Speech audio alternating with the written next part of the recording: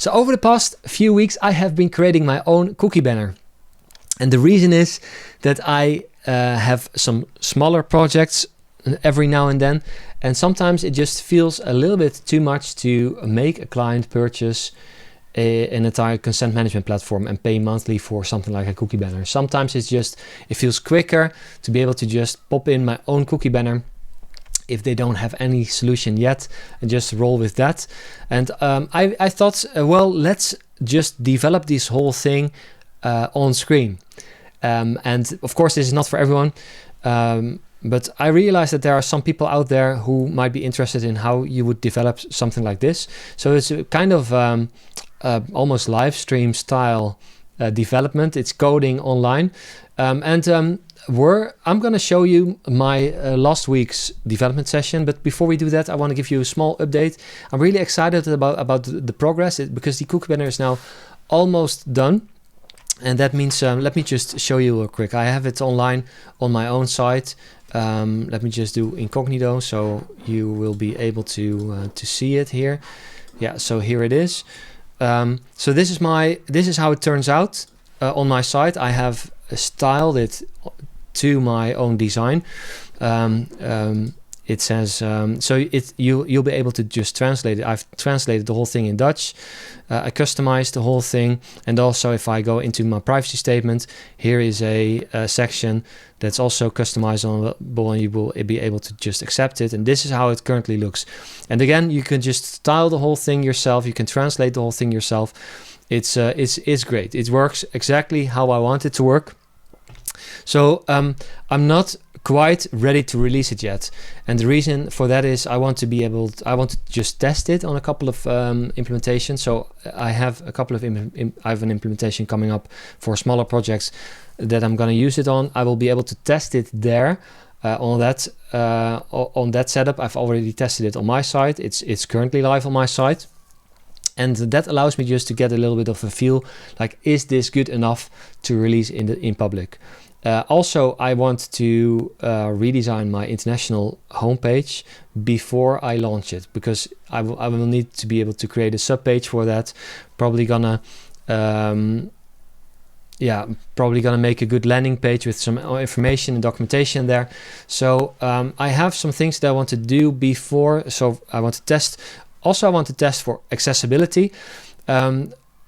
Like something that came up during the video, and you will see it if you watch it, but like I want it to be able to be keyboard navigatable. So if a user doesn't have a mouse but just wants to use their arrow keys or the tab, I want them to be able to use it as the cookie banner as well. So those are just the little details that I still need to work out, because I never use a keyboard when navigating through a site, so I don't even know how that would look.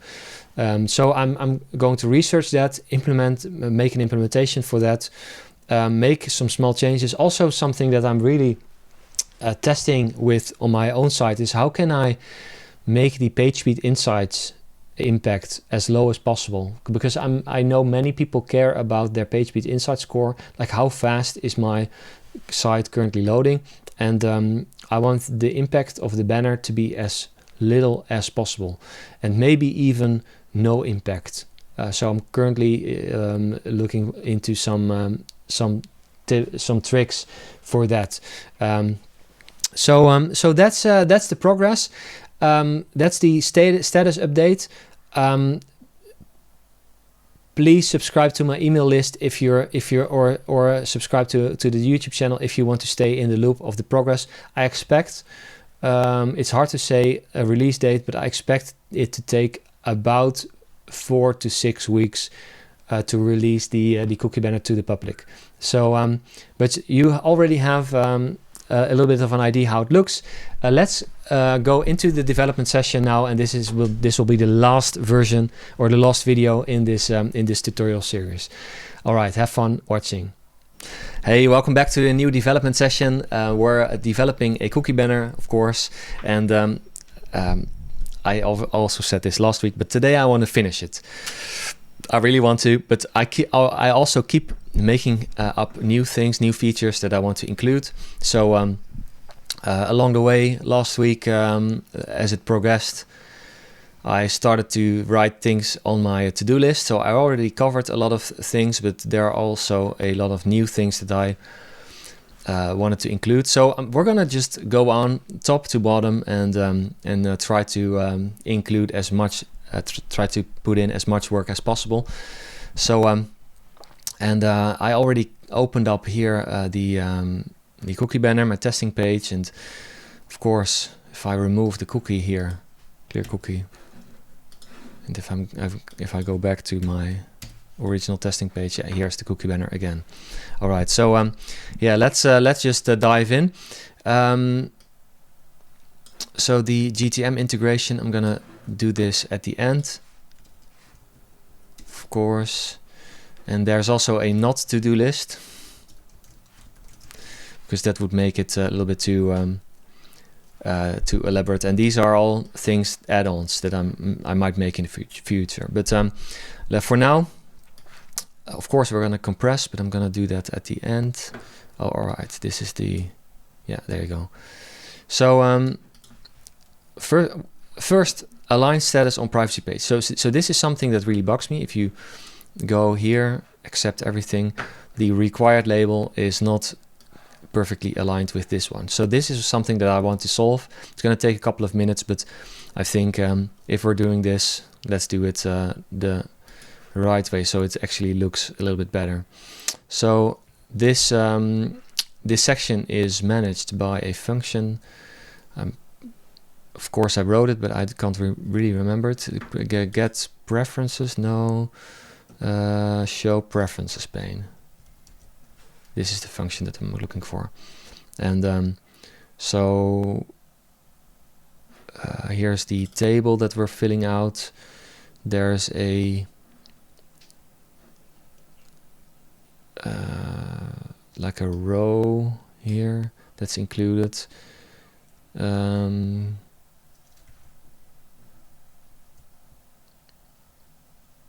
Yeah, this is probably the part that we're looking for. So so table, so this is the name. So we have a row, we have a cell with a name and the description. Oh, perhaps it's easier to just look here. So we have the entire row here, and then within that row there are two parts. So what I'm gonna do is I'm gonna take the name and I'm gonna put it one level up. So the name,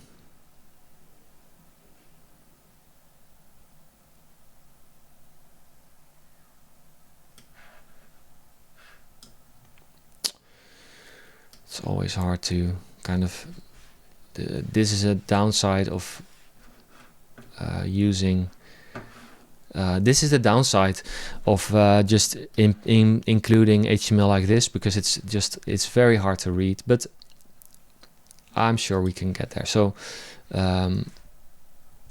row equals row plus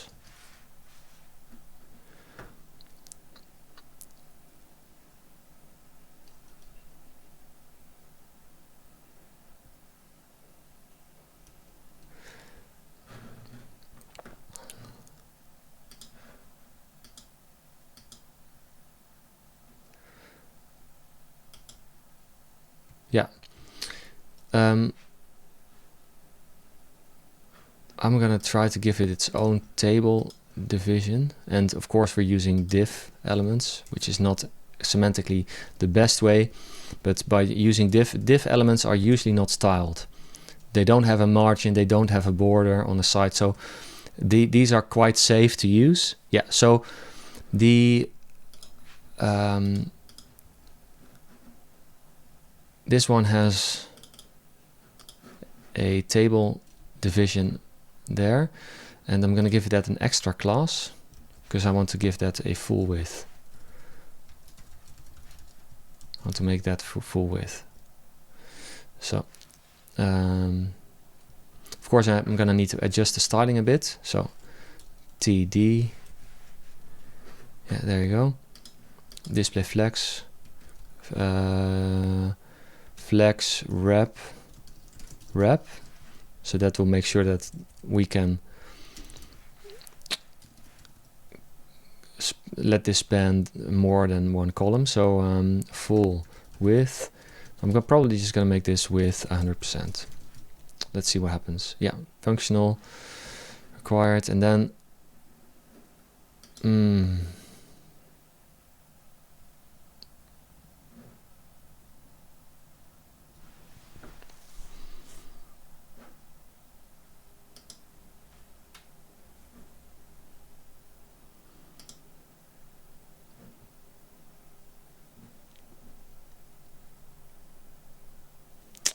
so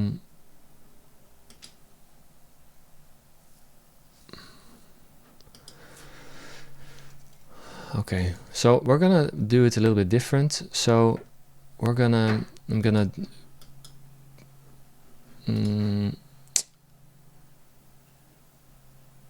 so it all starts here. It's a table. I'm gonna rename because it's not a table anymore. So this is the like we have a body, but these are the actual settings. So I'm gonna rename table to settings. So I'm gonna do that everywhere. So everywhere where there is underscore table, I'm just gonna rename that to settings. And then everywhere where there is the word row, that's an actual setting. So let's see if this works. Oh, we need to update those styles as well. So, and then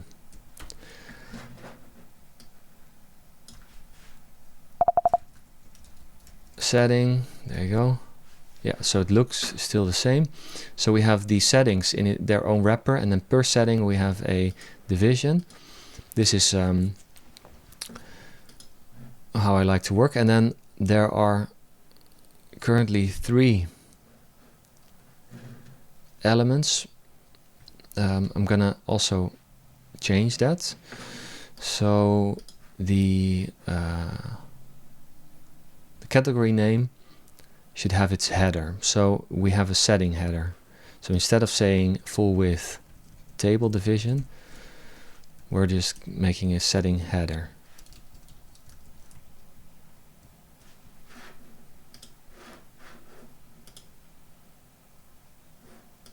All right, and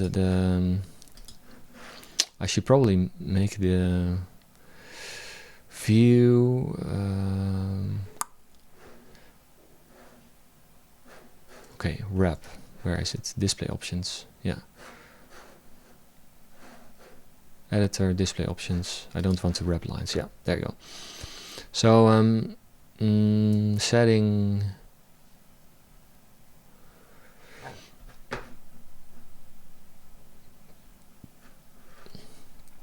So I'm gonna remove this for now, and then I'm gonna say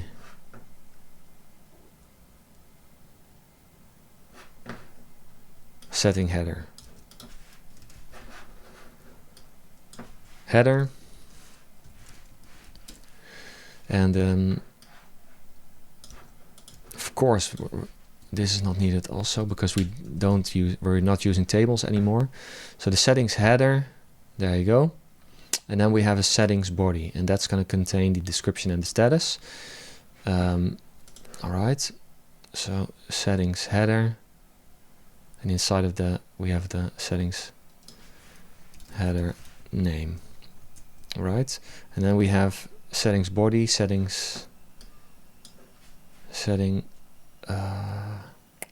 Yeah, just call this body, and then inside of the body we have a description. We're not going to close off the body immediately. We're going to do the settings. We're going to need to call that body, and we're not. This one is not needed anymore.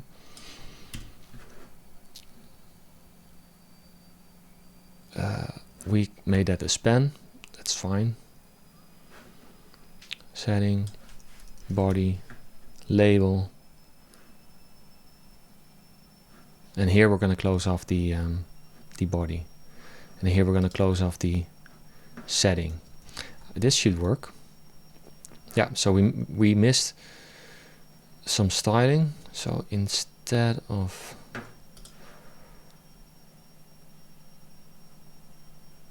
this is called header name. Yeah, and I want this below the header styles. Yeah, so we still have our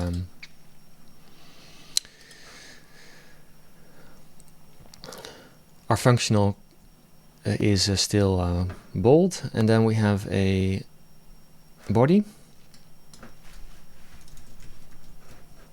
Yeah, so now we have also 10 pixels there, and in our body we're gonna say display flex. All right, yeah, there you go.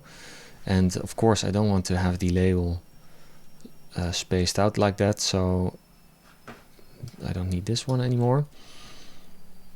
First child padding right.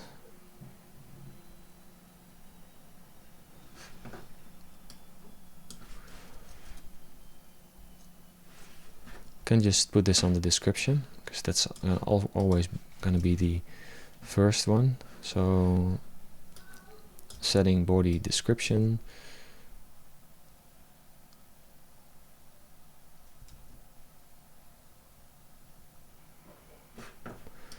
This probably should be somewhere up here. Yeah.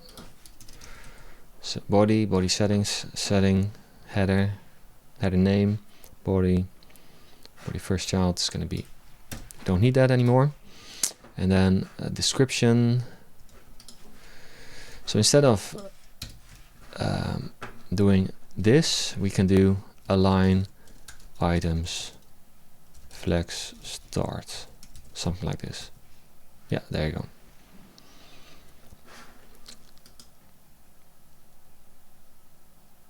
And these styles are currently not working anymore, and that is because this is not. So the label is now called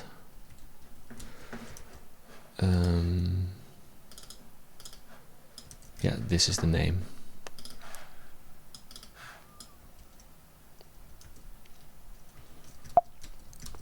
Yeah, there you go. So let me just put this on the here and this here. Yeah, that's how. All right, so accepted, and refused. So this all works, but now the alignment is a little bit nicer. So the label is actually right here, and let's see if, yeah, we have a little bit of spacing there. Maybe the spacing there could be, what if we just remove this here? Kind of liked, so it's this spacing here. Yeah, I have a little bit more room right now, and we could even increase the spacing on the, this should probably be on the setting itself, like this. All right, yeah.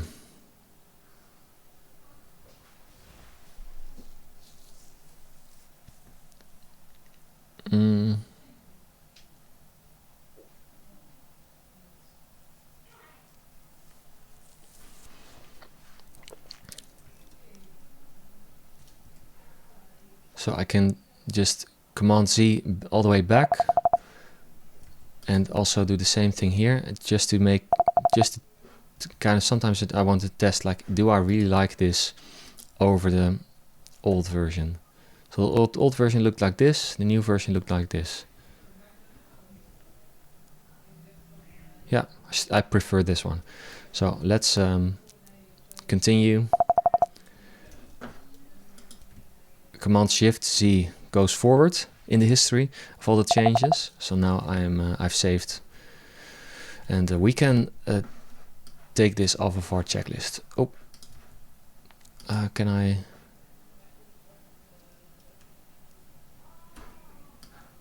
No. Always struggling. I just want to open this in a new window. Can I do that? Open a new window. And then just drag it there probably. Yeah, there you go. So I can close it here. So I want my notes here on this screen. And align status on privacy page is now checked off. Viewport height on mobile. Test actual device. So the thing is, on mobile, we did something. We tried to do something clever there, but it turns out it didn't work as well as I thought. So the banner looks like this. If you're on mobile, I kept a little bit of space here because many browsers have a toolbar. But I came across an article that is a way better solution, and it's I think here, yeah. So there is a dynamic viewport height, because I should have done a screenshot on mobile, because if you open up this page, so cookie of clear cookie. I don't know if you see it. Can I show it? So there is it doesn't really fit. It's not too high, which is good, but it's also not, it should fill the entire screen and not more and not less. So I'm gonna basically just try to improve that. And there is one property here that determines that. So, and it's might even be this one. So let's just gonna just test it right here. I should, hey, this actually looks good. And if I scroll, all right, so this is Google Chrome, and it works quite good. But as soon as I start scrolling, for some reason, scrolling should be off, but for some reason I'm going to check that also. So scrolling should be disabled.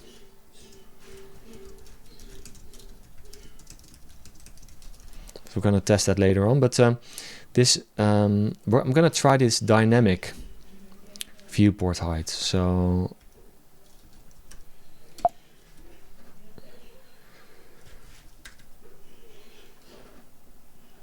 cookie inner max height 100%, max width. And I also should test Safari.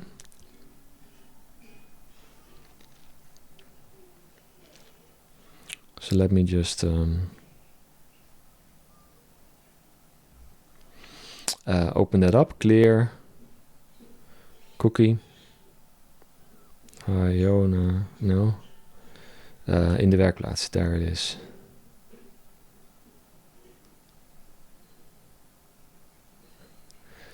.nl, yeah. All right, so that looks good, 100%. And then as soon as I start scrolling, yeah, you basically see borders up and down. So it's not that it's not working. This might be all I need, by the way.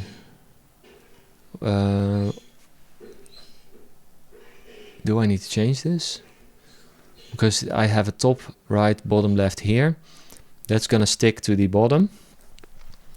And here it says max height 100%. So it's never gonna cross those borders.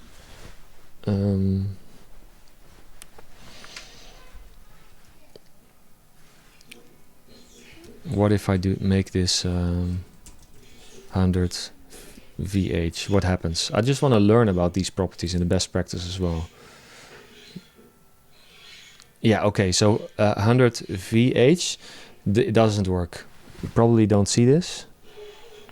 But now the cookie banner basically goes over the top and over the bottom, and it looks all strange. So 100% VH doesn't work.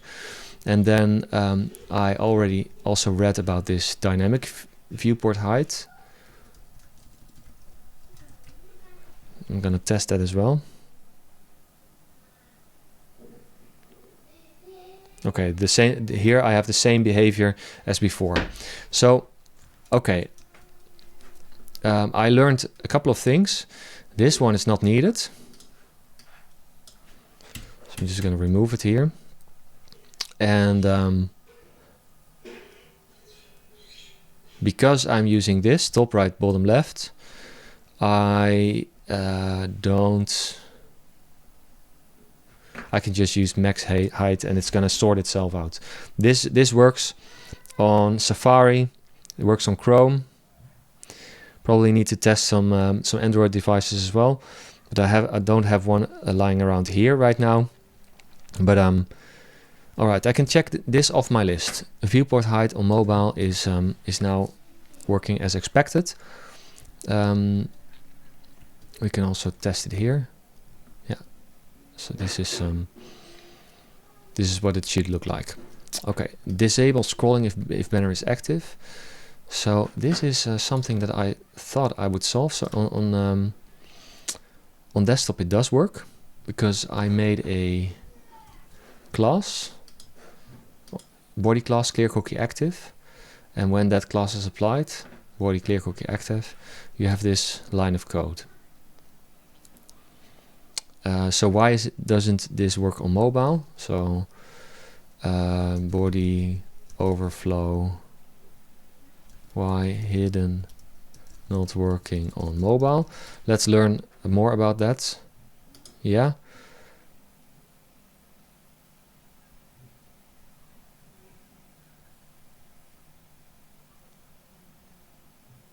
So meta name viewport. Wrapper in the body covering the rest of the content. So okay, so because I'm using this, it doesn't work.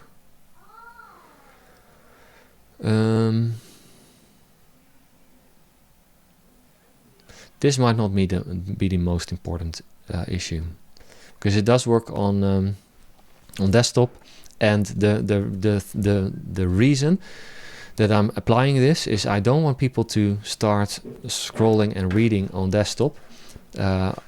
So the page should basically be locked. And because the banner is smaller and the page is larger, this really helps us focus on this. On mobile, the banner is almost the entire screen. So you can scroll and you will see some at the top and the bottom, but you won't be able to ignore the cookie banner there as well. So this, to me, feels not an important issue to solve. Okay, so the next one is interesting.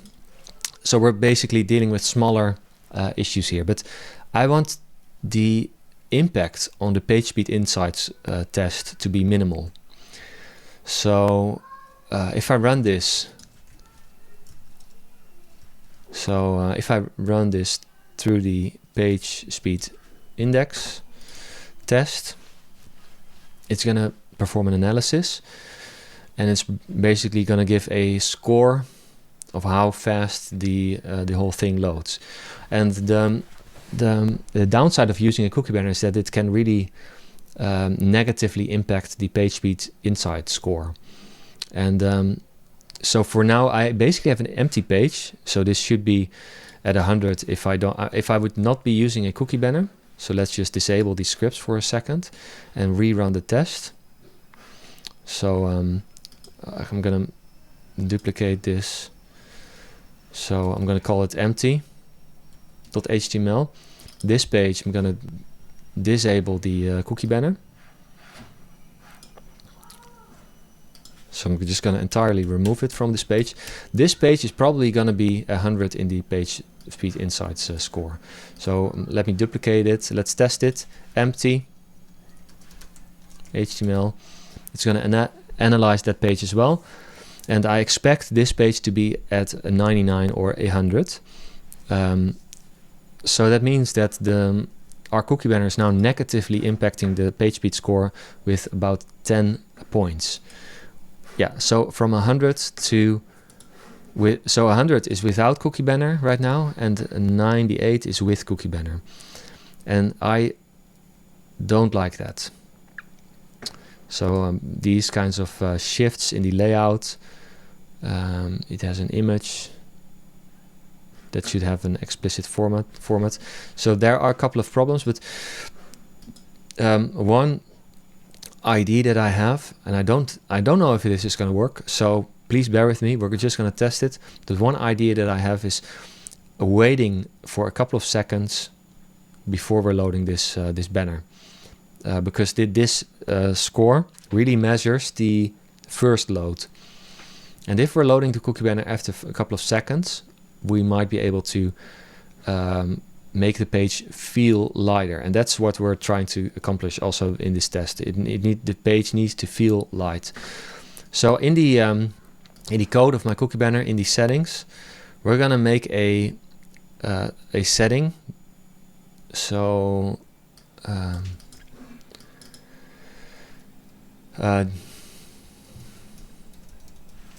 so let's say we're gonna wait for 3 or 4 seconds.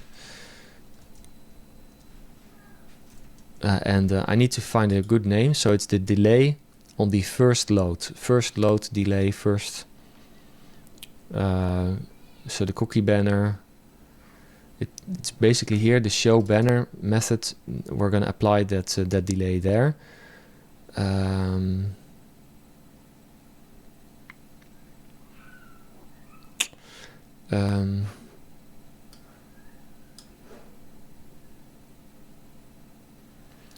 So first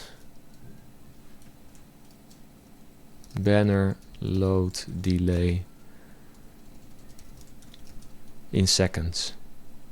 Banner loading, banner load delay. Banner load, banner on load delay in seconds. It's a long name, but I want things to be, you should be able to just put it on your site and then go through the settings and kind of know what you're dealing with. And you should also be able to put this at 0 just to make sure the banner is shown immediately. And now I'm gonna say set time out function. Oh no, I can even do this and then bind this. And this is so this is basically a function that says, okay, you need to wait for X amount of time, and it's this amount of seconds. Where are we? Yeah, here.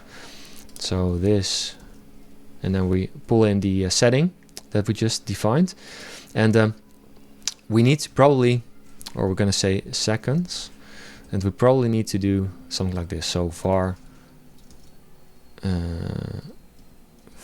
seconds equals times 1000, because this is gonna want a milliseconds in its parameter. So milliseconds, so we have it in seconds times 1000, and that we're gonna put that in there. And then also show banner, let's find out if this even works. Okay, we're on our home page. No, it's immediately loading. Okay, yeah, probably a silly mistake on my end. One error. Console log milliseconds. Should not a number. This banner loads on seconds. Why not? So it's undefined. On load delay seconds. So it's really there. It's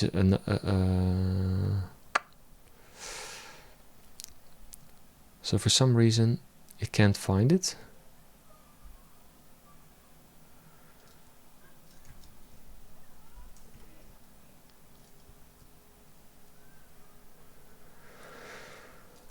So,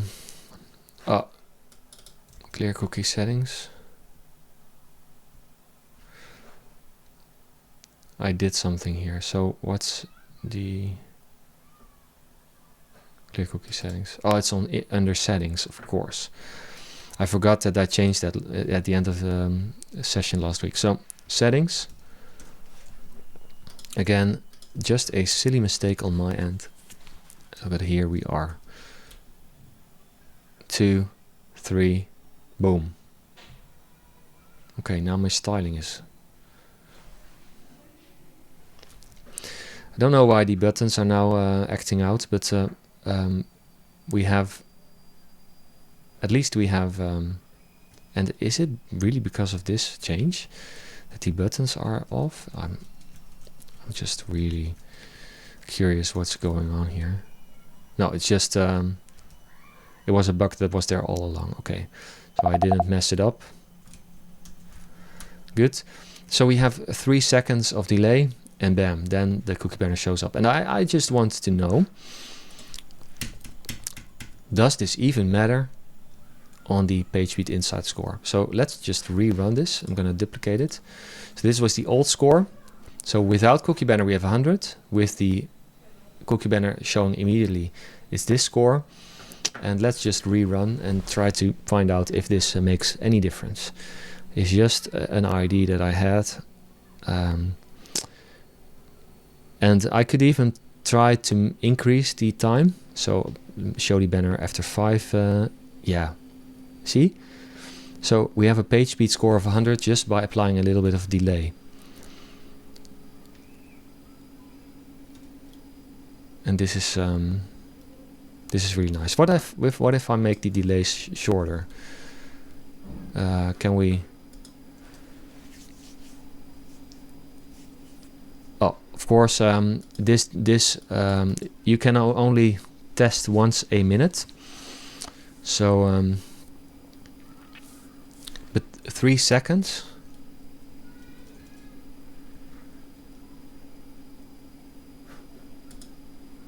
Yeah, I can really analyze it again. Okay, so now I have 2 seconds. So 2 seconds, 1, 2, yeah. 0, 1, 2, yeah. I can even do 1 second. 1. Should that make a difference? Is there...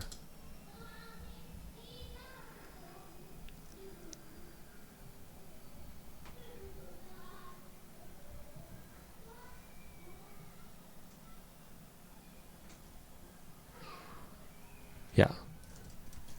So probably you should play around with this. It could, there are more factors involved, but this is just something that you can play with and say, okay, I want this to set to 3 seconds, and this is or maybe 2 seconds or 3 seconds, but this is really something that can have a positive impact on your page speed score, but it can have a negative impact on your retargeting list, especially on for those people that are gone within 2 seconds and haven't pressed OK on the cookie banner. You won't be able to get those people. But people that leave immediately might not be that interested anyway. So if you show the banner after 2 seconds or maybe 3 seconds, that will, let's put it on the safe side, because if you have a slower site, this is going to take a little bit longer. And the page speed insight score is gonna... the only thing that I'm worried about is that if people put this on their site and they don't see it immediately, that they're gonna email me and say, hey, the banner is not visible. And because if you just look at this page, you see that. So maybe I'm gonna put this to 0 by default. So just see it immediately, and then say set to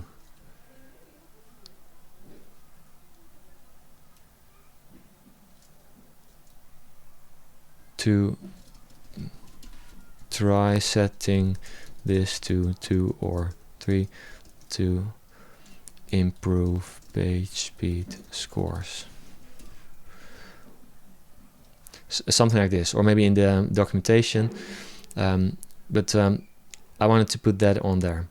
Okay, now we found an issue with the buttons, so this is really not so nice. but it should be easily solved. So buttons, where are my buttons? Styles. I think I should do something like this. So it's basically a third. No.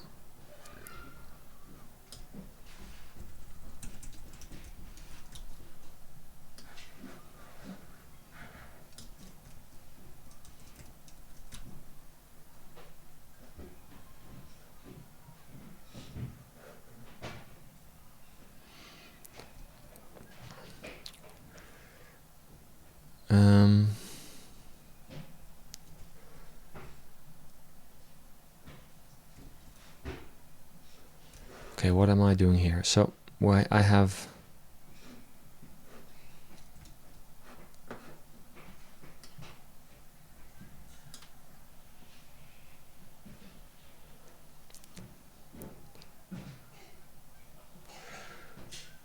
kind of wondering why I made it like this. I could also just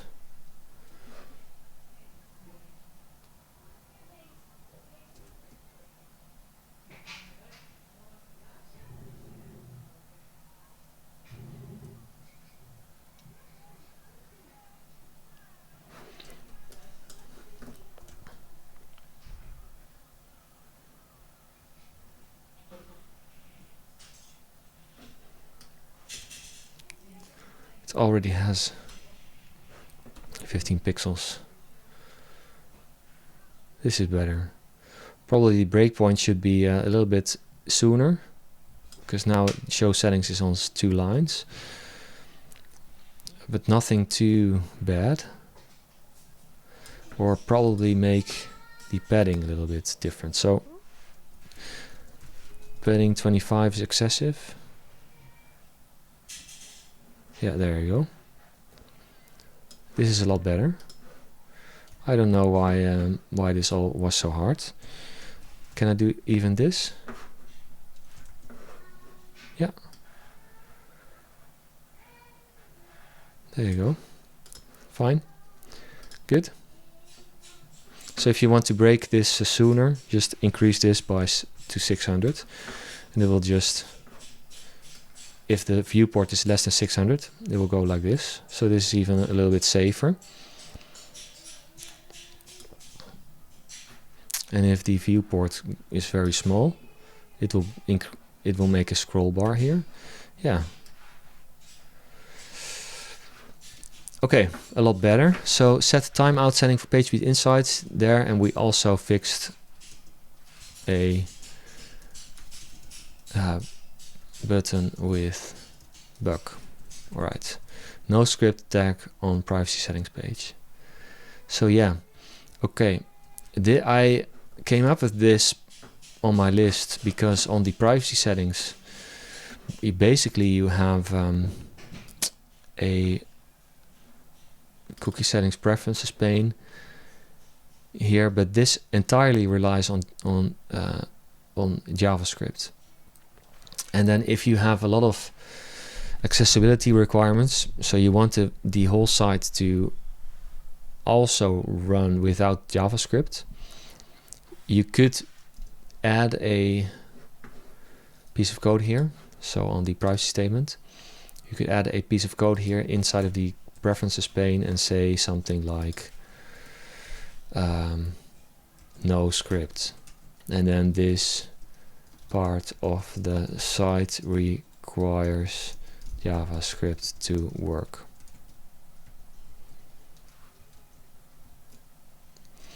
And then if you disable JavaScript, to be honest, I don't even know how I do that right now in Chrome. I used to have an extension for that back in the day when I was developing websites, but right now I don't have that.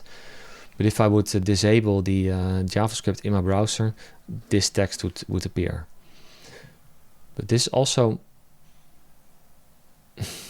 I'm just kind of wondering if people are really looking for that. So and if people are looking for that, they probably can add it themselves. So I'm just gonna put that on the not to do list. Disable logo by default. So by default I have a logo in my cookie banner, and but if people are using the cookie banner and include it on their site, I don't want them to have my logo on their cookie banner. I believe it should be just no, I don't think that's necessary. That's strange to have my name on their logo on their cookie banner. So I'm gonna disable the logo. I'm gonna say path to your logo, and it should probably have a width and a height here as well.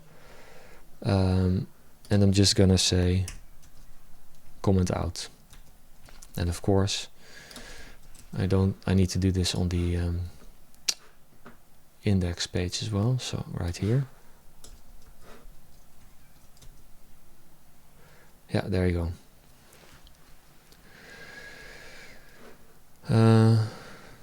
But for testing purposes, no, yeah, I have it in my folder here, so I will be able to find it. Okay, so there you go.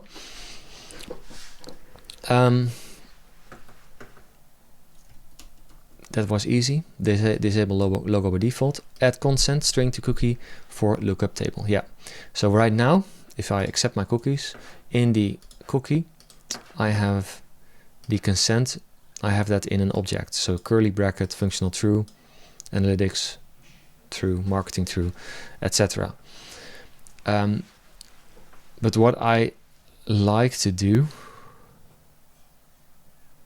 no, this is also not necessary. I can just, because what I like to do is I like to make lookup tables in GTM and then just check if analytics true is in there.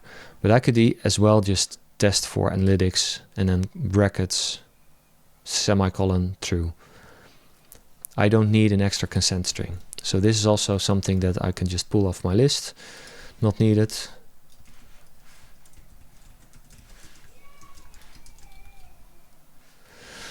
Read more in cookie statement. So the text on the first page. So if you are here, the read more link. This could also be like a link. Where are you? Oh, it's here.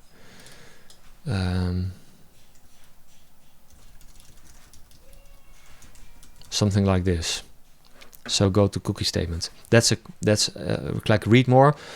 To me implies that you kind of have a like a toggle or something. But read cookie statement, you know, okay, I'm gonna go to the privacy statement or privacy statement.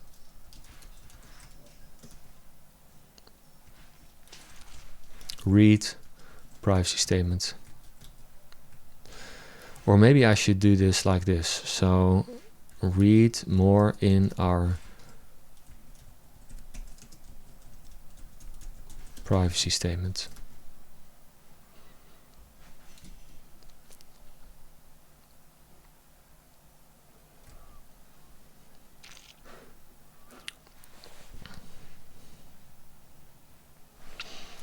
And this should probably have its own. I'm not going to style it right now, but people might want to do that. So read more, something like this. Read more in our privacy statement. And then set your preferences. Of course, I have the read more here. That's gonna, yeah, that's fine. Read more in our privacy statement. So privacy statement, I'm going to update it there as well.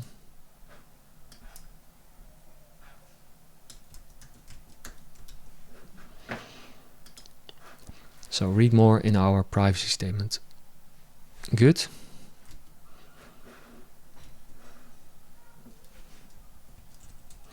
Consent ID in data layer for tracking. I also want to kind of go over the copy one more time. Go over banner copy one more time.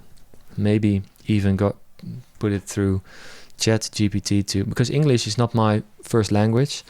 And I want it to flow correctly. I want to no spelling errors. I would hate it for people to put it on their site and then email me back like, hey, the copy is off. And of course, I always advise people to consult with a lawyer first, But yeah, I wanted the defaults to be as good as possible. So read more in our privacy statement.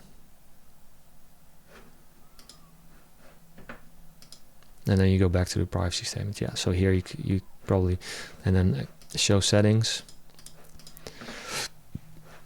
Yeah. Okay, so the next item on the list here is consent ID and data layer for tracking. So I have included some data layer calls right here.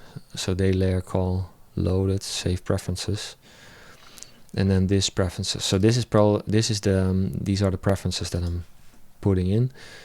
This preferences,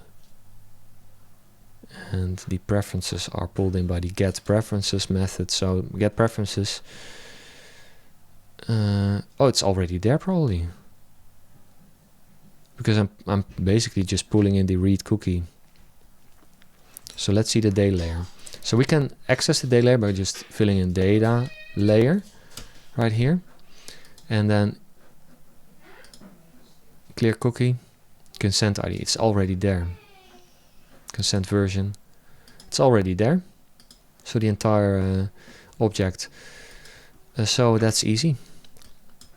Okay, good. We're getting somewhere. I really like it. It's really the final bits. So no. I want a new window. I'm gonna go off screen to my chat GPT, and I'm gonna go over the copy in the banner one by one. So privacy statement. I'm gonna go to the main page, go into application, remove the cookie here.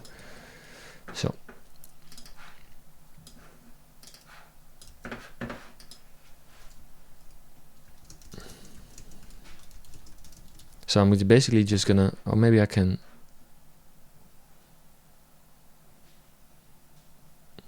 So how can I'm basically just asking, how can I improve this banner, cookie banner, intro text? And here's a intro text that's clearer, more. So we use.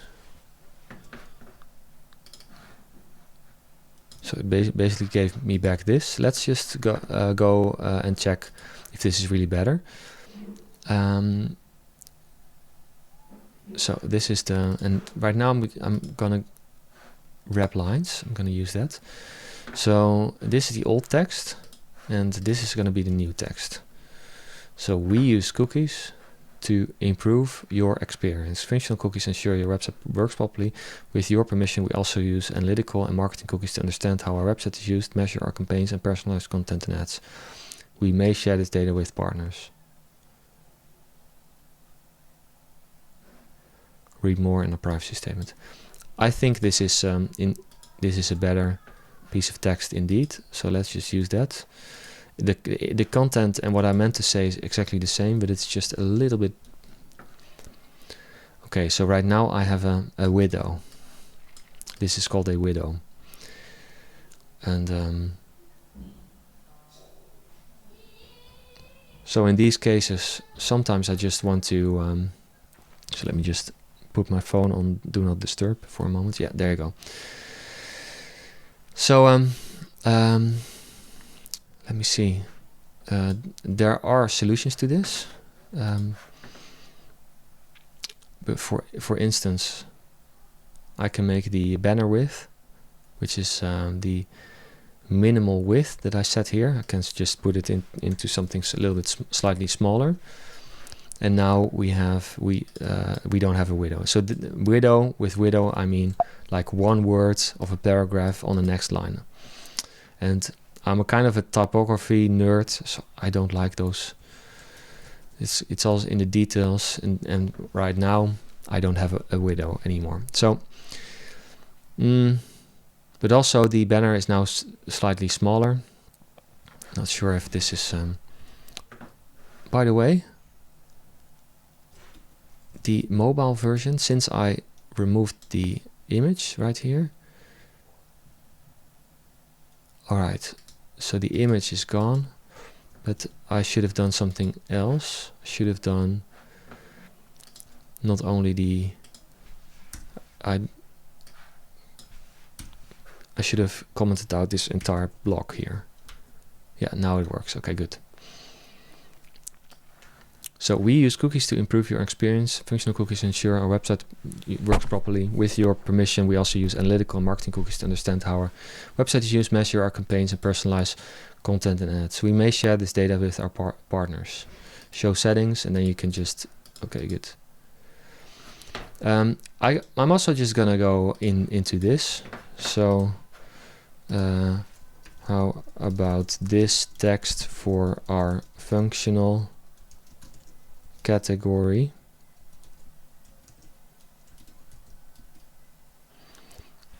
A refined. These cookies are... Oh, my camera is going off. So it's probably overheating. I'm still here. Let me just turn down my heater. It's probably a little bit too warm in this. I'm still here. I'm just going to switch to a full... No, my desktop is kind of cluttered. What should we do? What should we do?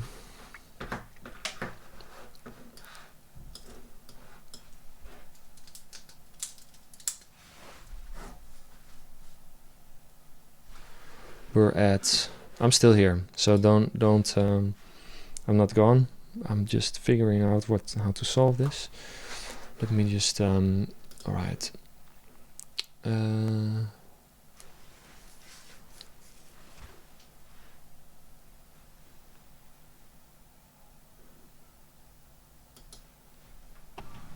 All right, we're back. My camera was overheating, but I've just disabled my heater that I have here, and I opened some windows, so might need to close them in a bit. But we're working on the text, the copy of the banner, and I'm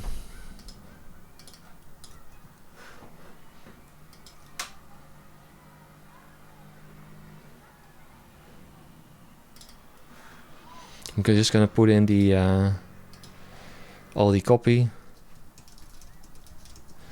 to find out if ChatGPT can help me refine this a little bit more. And the suggestion that I'm getting for these 3 categories, and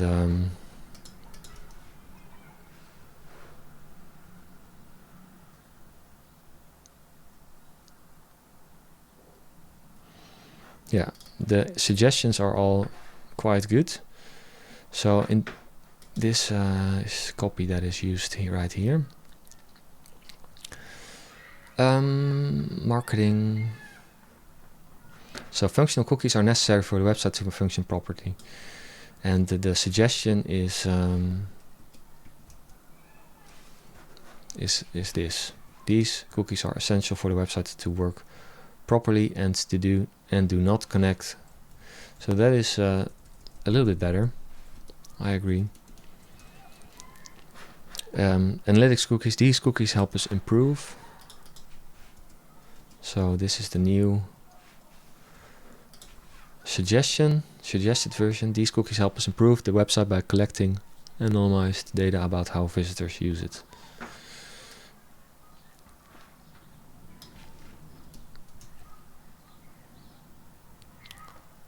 Yeah, good.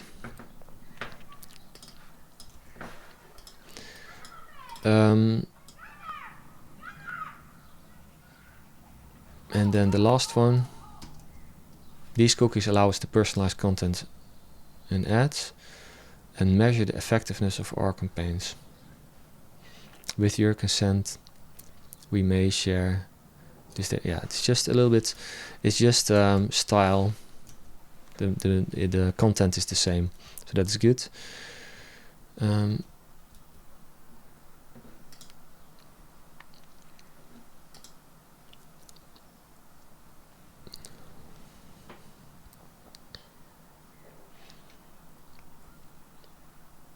So the question that I have is the cookie banner a little bit too small. We just made it smaller. We might as well make it just slightly larger. Yeah, to be honest, I like it slightly larger. I made it smaller because of this this one word on that line. But if I make it larger, and then of course if you make if you do this, it's never gonna be wider than the screen itself. But yeah, I like this one better.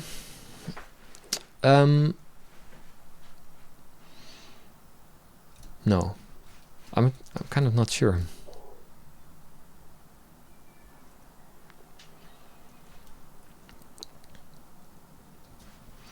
So let's try to increase the default font size. That's a little bit too much, right? Yeah. Okay, I'm not gonna go into that again. Go over banner copy one more time, and I'll also read more in a privacy statement. You haven't set your privacy, so status. Let's just put in all the copy here.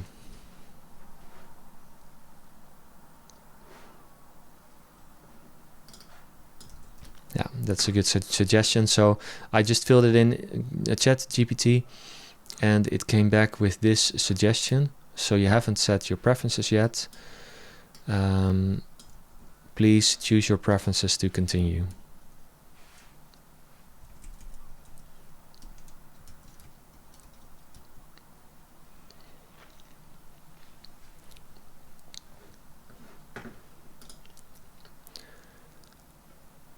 Show settings, refusal.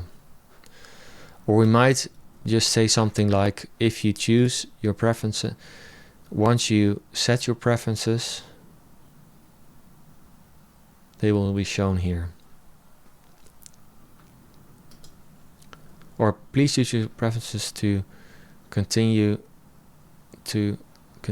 use our site.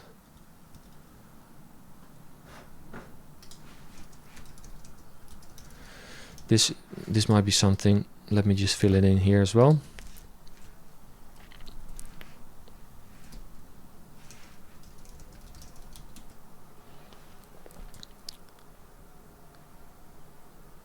To continue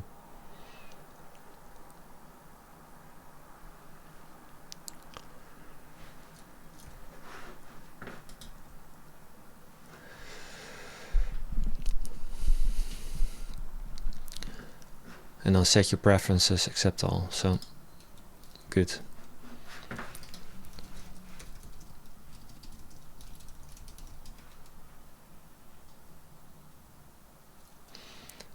This is the button text. Set your preferences. Manage preferences, choose preferences, update preferences. But it works well. Okay.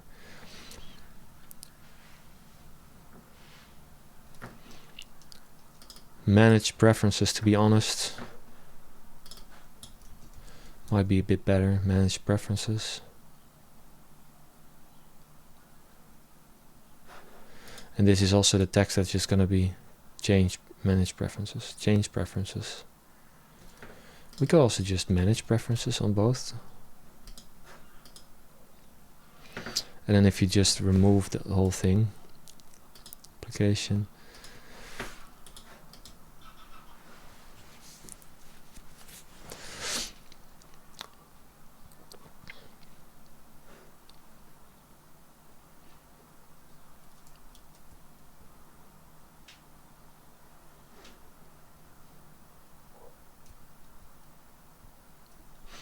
or choose preferences here, because that's also here in the copy. Choose preferences, and then afterwards manage preferences.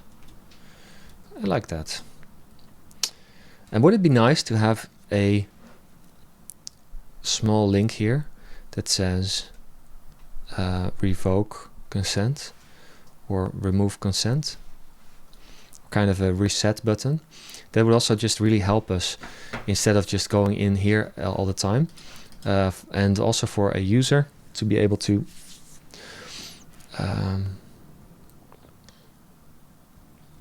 Would that be possible?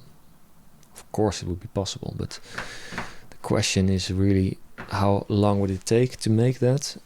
Your consent ID is, and then manage preferences. The thing is, you can also just refuse all here. So for a user, it feels more logical to be able to just refuse the settings and then accept the settings and just change the whole thing here, instead of just removing the settings and then afterwards needing to choose them again. So for the user, to me,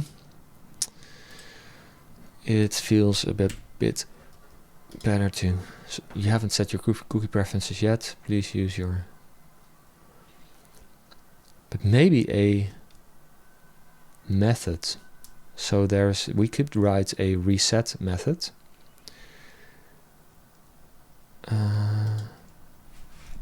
Do I already, so I erase cookie, I'm using this already somewhere. So this erase cookie, renew consent. So I'm gonna make this reset method, and this is, I'm gonna write it somewhere down below here. So read cookie, erase cookie, we need to renew, toggle hide, show hide, get preferences, show preferences, build settings, store preferences. Is there like a save method? Feels save preferences and then store preferences, reset function. And it's basically just this. So the reason that I'm writing this is because in the console I can just do clear cookie reset. Choose preferences, accept all, okay, and then reset.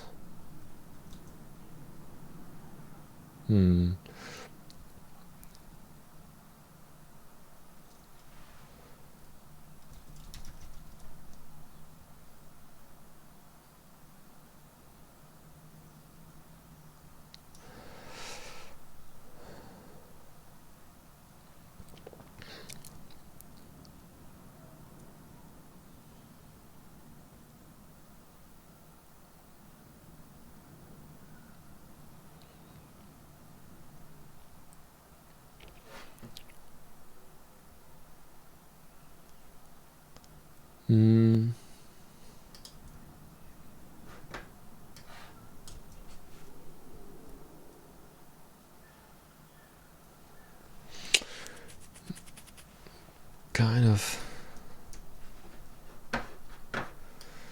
Maybe I don't want to use it here because this reset, that method is just really for developers here, and I'm gonna call this init as well. So for some reason it stopped working. I have an error. Build settings list. I probably forgot a comma. Yes, it's a silly mistake. So if you have chosen your preferences, press accept all and then run clear cookie reset, it's just going to reset the whole thing. And this is just there for my own convenience.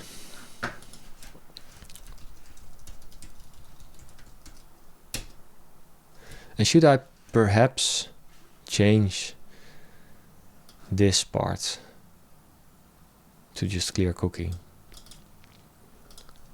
Yeah, I think so.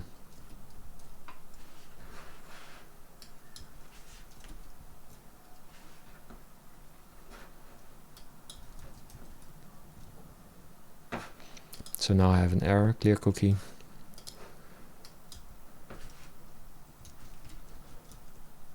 Yeah, so clear cookie reset. There you go, accept all.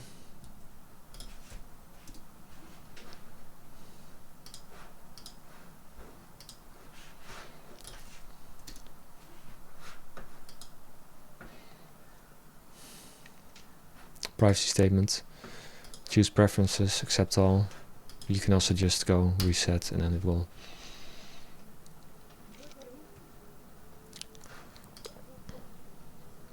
So you could also just make a link for yourself and then call this function if you need to. So it's good to have that.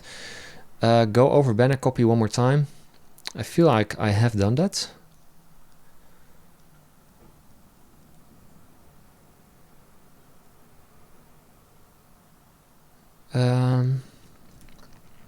Yeah. Maybe this header. So I'm just asking this, the header in my cookie banner says, can I improve?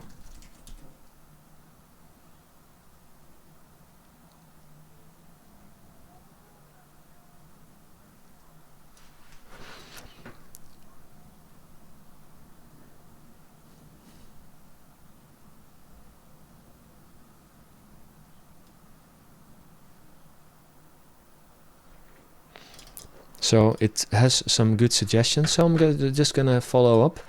Well, let's try it. Your privacy preferences. Instead of that, we can do manage your privacy. So duplicate page.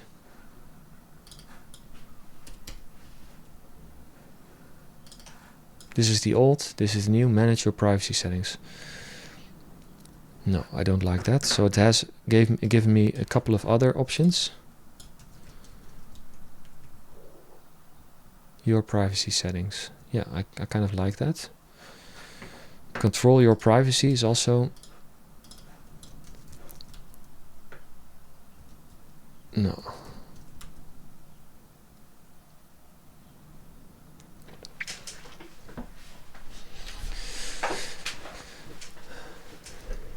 Good. And I also should include that here.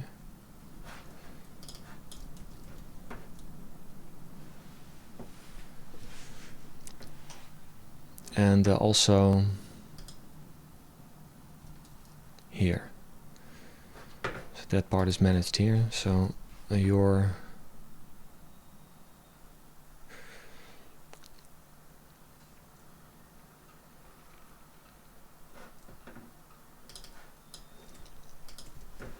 privacy settings.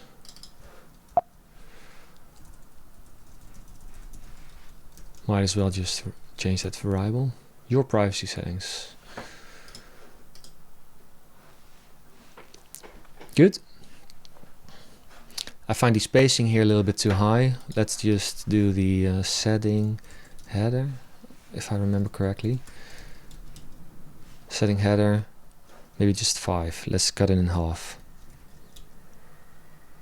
Yeah, slightly better. Okay, good. Now I want to integrate it and test it across several accounts. And I'm gonna do this on screen for my own site, but I'm gonna test it on some other sites that I have access to, but I don't want to do that on screen because those are for my clients. I'm just gonna use those sites to test it temporarily. And I want to package it also to make it easily downloadable. So we already cleaned up the code, make all text customizable. So we've done already a lot of work here. I basically want to make a version that you can just load in that's compressed. So the CSS and the JavaScript should be compressed except for the settings. So these are the things that you want to change, and the rest can be compressed. So that's what I want for the cookie banner. So I'm gonna pull the this entire part. I'm just gonna run this through a compressor, JavaScript compressor, minifier. There you go. And then I'm gonna remove the old minified version.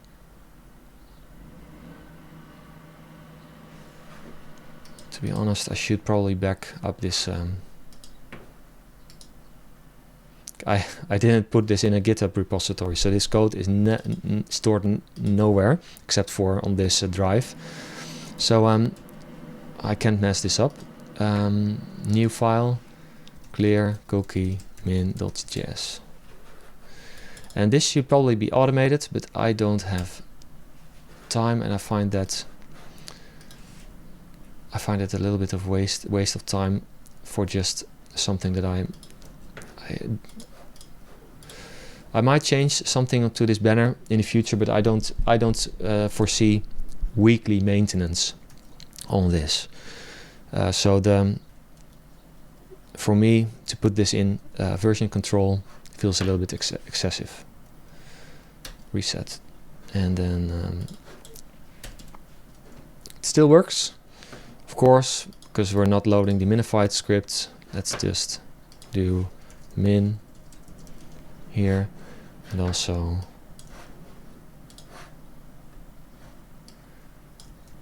minified there. Yeah, it still works, good.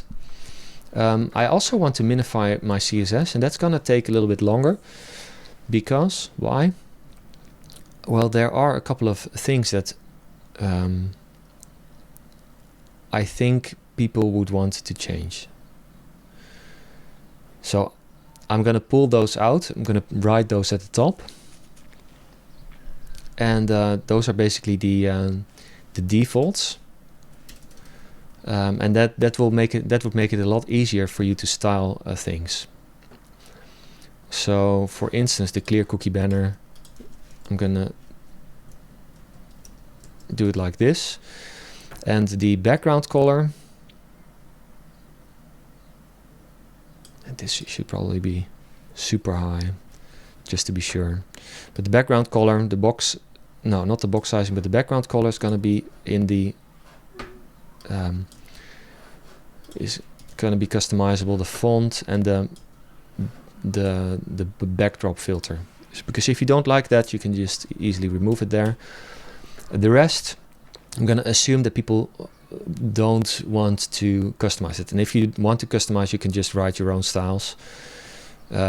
Here the text, so the font size,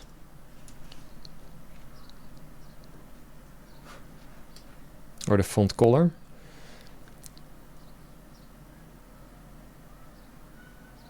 Oh no, this is the pre-formatted. So I'm just shouldn't need to bother with this. Clear cookie banner, background color.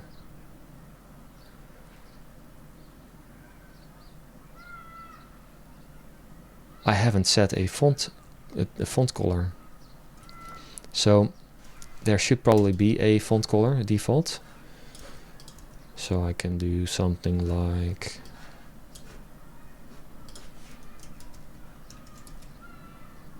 color. Let's just test if this works. So let's make it like really light. Yeah. So the color works. I'm just gonna make it black by default. So these are my settings or style.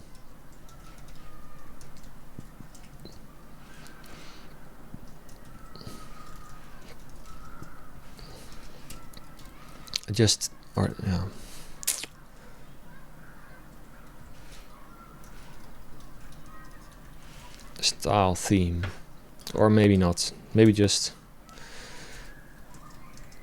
customize style here.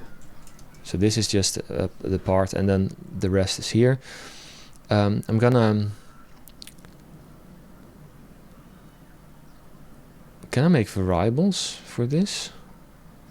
Perhaps I should make variables for this instead of, but to be honest, my web development career has been so long ago that I've never used CSS variables, so I don't know how they work.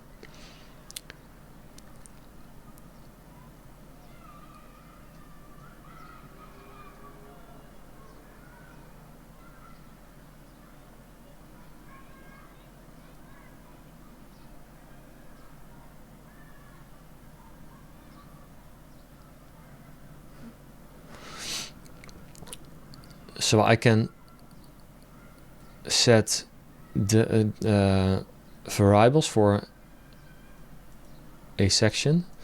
So okay, let's test this. So I'm just gonna go back. Oh, oops. Now I'm just reverting too much. Yeah, this is the part. And there's one change that I want to do here is I want to make this very large, because there might be sites that have a very high z-index, and I want this to go over the entire site. That's why. So, clear cookie banner, and I have another one, clear cookie, and then that's called settings, I guess. Setting. Why not?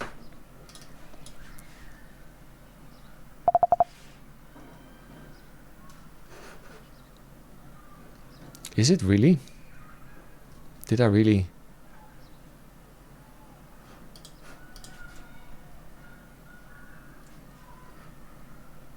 Clear cookie preferences pane. This is really strange. How did that?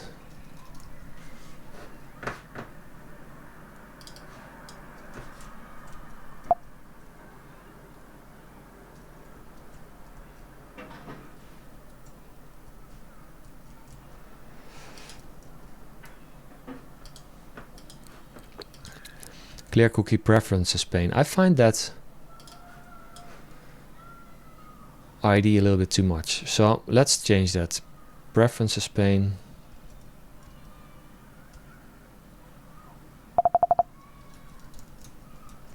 Let's just call this clear cookie settings. And on the privacy statement, I'm just going to call it settings. And in the script version, I'm going to call this settings. And of course, I need to minify my JavaScript again. So we're going to do that afterwards. Privacy statement, index.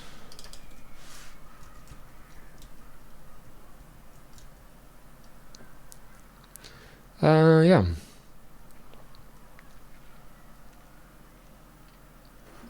Show privacy statement. It still works. Good. Clear cookie settings. It's just a lot cleaner.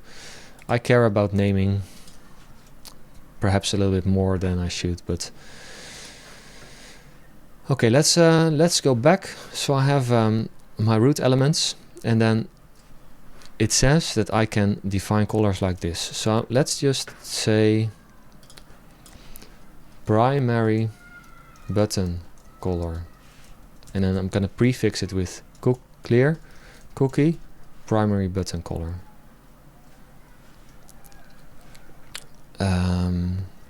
I probably need to open up the button styles here, and this is my primary button color, so I could probably do something like clear cookie primary button color. Does this work? Probably can test it like this. So it doesn't work, because it should be brown right now, and now it should be blue. So why doesn't it work?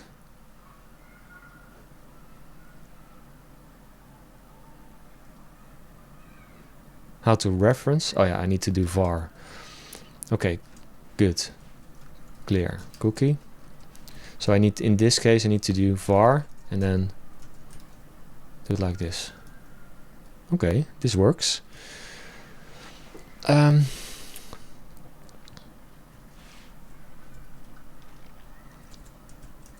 And then I have a hover color.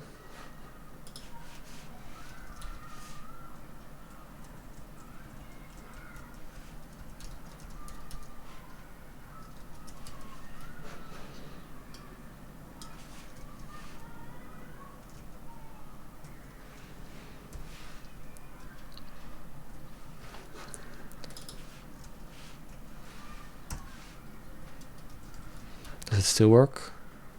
Where's my hover? Where is my hover color? Of course I need to reference it with var, like this. And now my hover is working again. Good. This is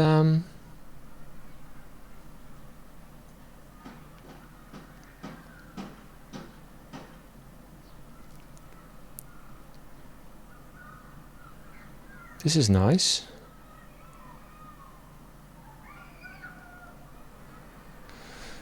Because now I can deduplicate.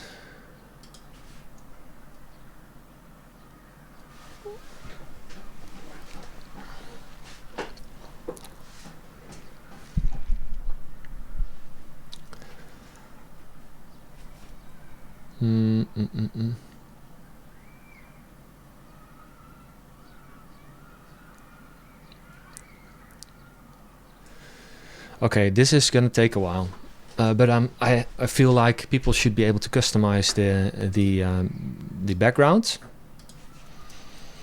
Clear cookie background mask color. Mask background color, and then this one I can just put in var. Okay, good. Then we have the font family. Clear cookie font family, or default font family.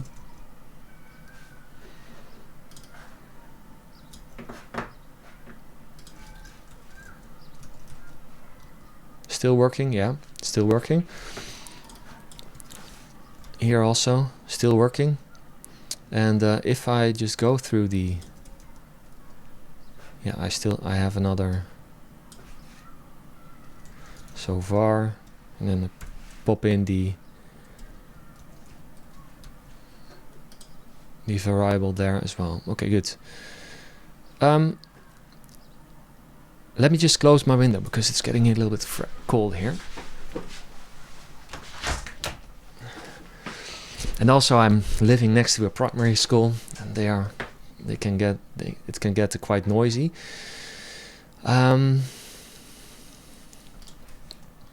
So what are the things that people want to change here?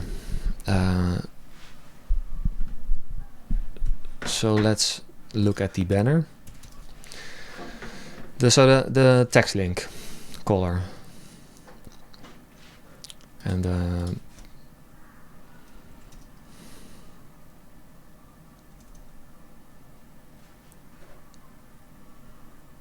text link color is right here. So let me just go find a good name. Clear cookie link color. That's fine. And then in the link I can say var this one. And then link hover color, just gonna make up link hover color, something like this. Clear cookie link hover color. So, and to be honest, I always like to do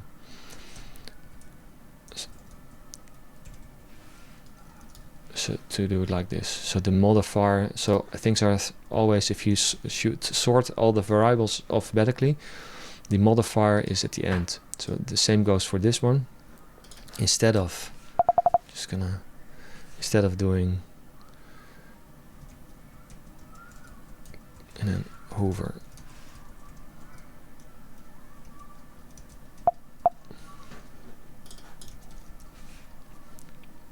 Hover. Okay, good. Does it still work? Yeah. And this one also? Yeah, still works. Good. Probably also the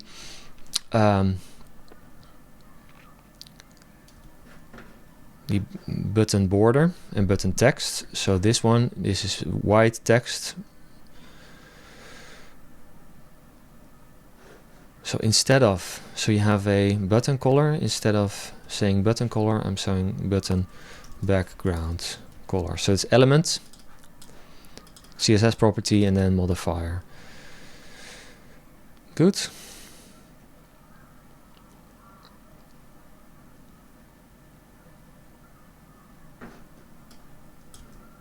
So we have also a regular color.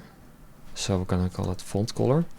This is just white and white.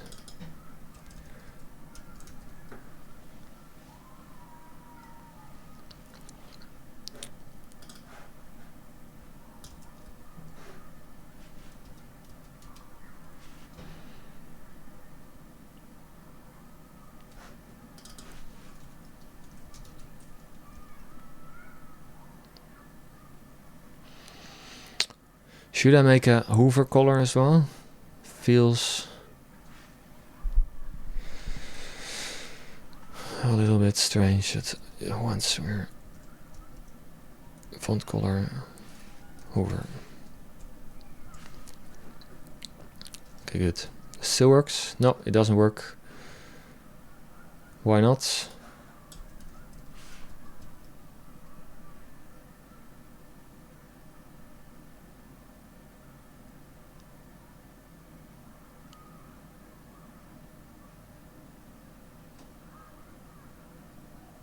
So why doesn't this work? The background color seems primary button color. Oh, of course, it's background color and background color hover. Yeah, there you go.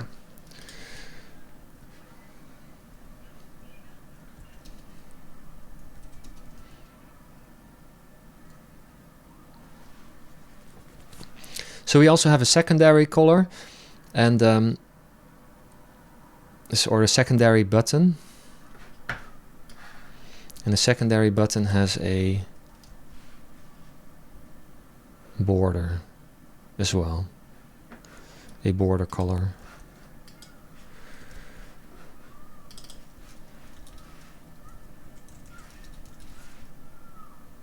And it also has a border width. Should we be able to customize that? It might be a little bit too much, but on the other hand, no, I'm gonna make a decision right here. So I'm not gonna make this customizable. We're gonna only be able to customize the basics. If you want to be able to customize some other properties, that's fine, but then you just write your own CSS styles. So this, we're gonna remove this. This is gonna fall back to white here. Yeah. So otherwise we'll be we won't get this done, and I'm quite sure that almost no one will need this. So secondary button background color. So I'm gonna assume that the secondary button is just gonna be a white background, but you want to keep it white. And you want to choose your font color, and for me that is black, but you might want to do a different color for the hover and the button border, and okay, the border width. Let's just make that a setting as well. Okay. Is there a way that I can duplicate this file, because I want to clear cookie CSS?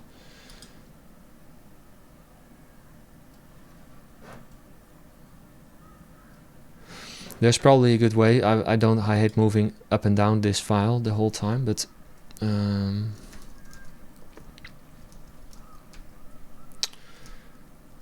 clear cookie button. This doesn't have a background color. Or it's transparent. Okay, let's do var. Let's make it transparent. Okay, font color.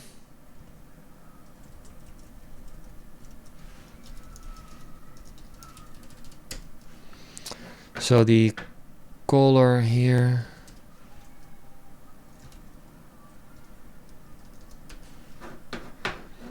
Just make a new property.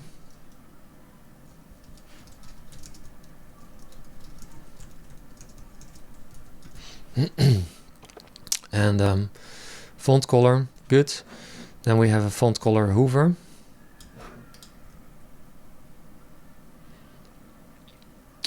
So if people clear cookie ban, let's just copy this, it's easier. And then if people go on Hoover,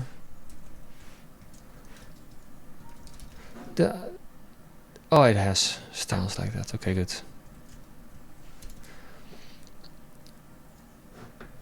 I want to move this up and font color, var, button, border, width, and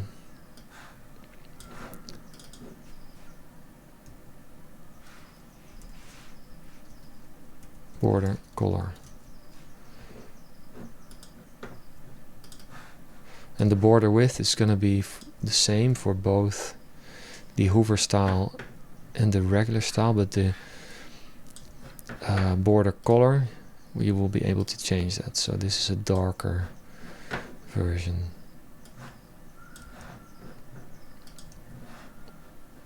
Border color, Hoover. And you probably want to be able to make the text color also different, Hoover. And the background color, I'm going to give you the option.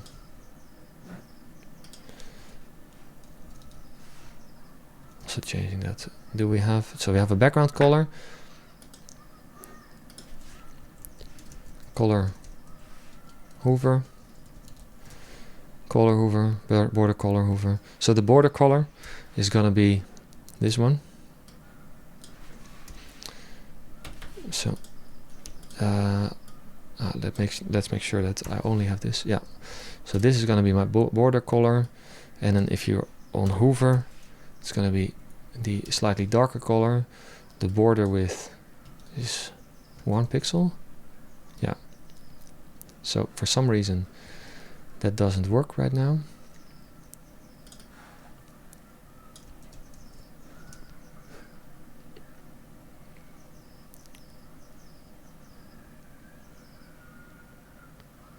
So I might not be able to do shorthand with this. I'm not sure if yeah.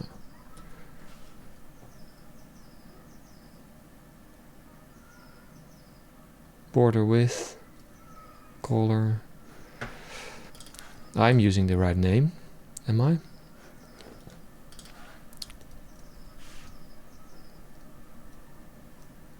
Yeah. So why aren't you working? So, oh, and the border radius. Did you know that you need to pay more with Cookiebot these days to be able to change the border radius? I have an opinion on that. I find that really silly. But anyways, that's not the point. I was implementing Cookiebot for a client a couple of weeks back, and I noticed that they have revamped their entire interface. I'm going to make another video on that, but it has become a little bit more complicated to implement, but also it has become a lot more expensive because they cap it at a certain amount of sessions now, and they used to cap it at a certain amount of pages. So they've basically changed their packages. So to be honest, I'm gonna do some research if Cookiebot is still the best way to go. I was always a big fan of them, but right now it's still good, but not so good as they used to be. So this is one, and this returns also a color. Why isn't this working? Because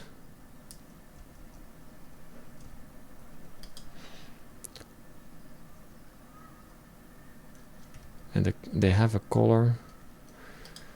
So because if it box shadow, oh, it's of course it's the width is 1 pixels.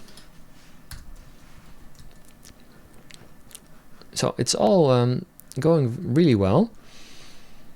And so this is the primary button,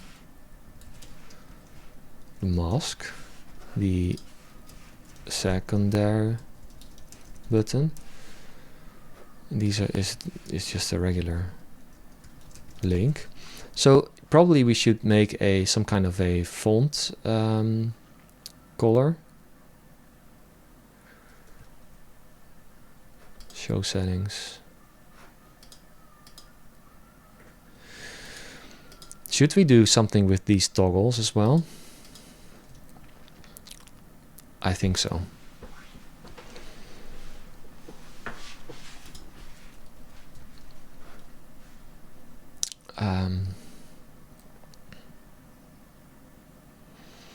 So I want to be able to style and of course, if you want to be able to, so let's change the font just to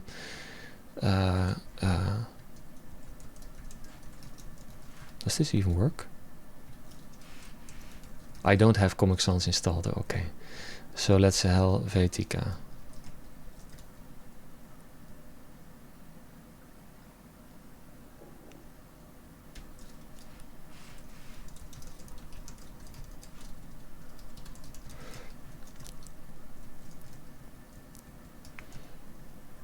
So you should be able to just use your own fonts as well on this.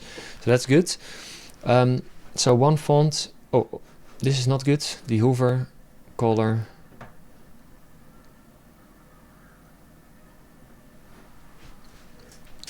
So in the end, we end up making a Hoover color. That's fine. That's fine.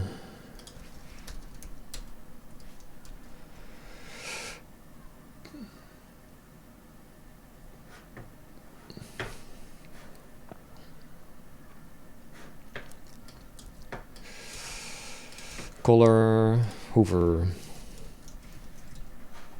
Yeah, there you go. Good. So I want you to be able to style the toggles. I want you to be able to set the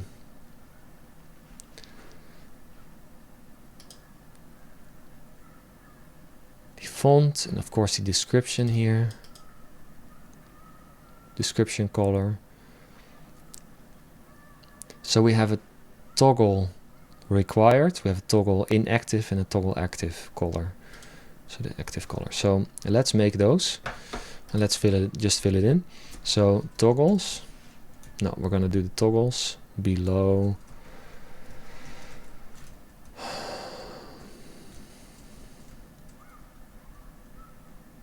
Yeah, let's do it here. So toggles, and we have a clear cookie. Toggle required background color. We have a inactive and we have an active background color. So let's just fill this in.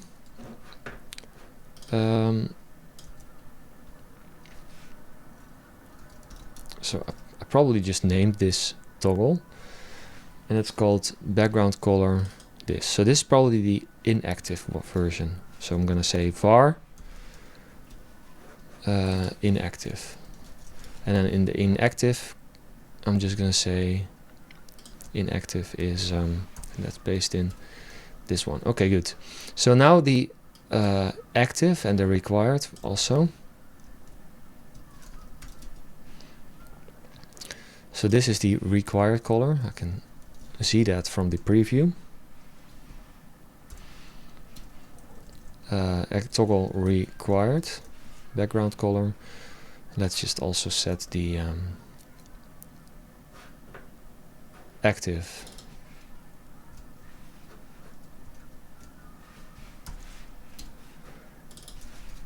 background color. And I noticed, yeah, did I do that? No, good. So I have the required toggle, which is I think this one. Yeah, you can see that from the preview. And I have the, yeah, and these are the same.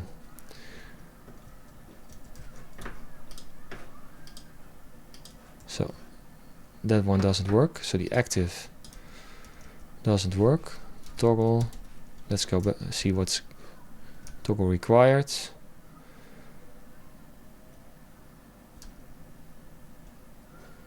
Active.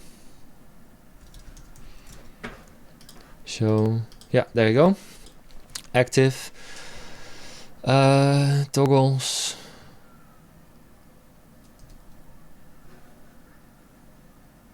So I have a light gray under the description here that you might want to do.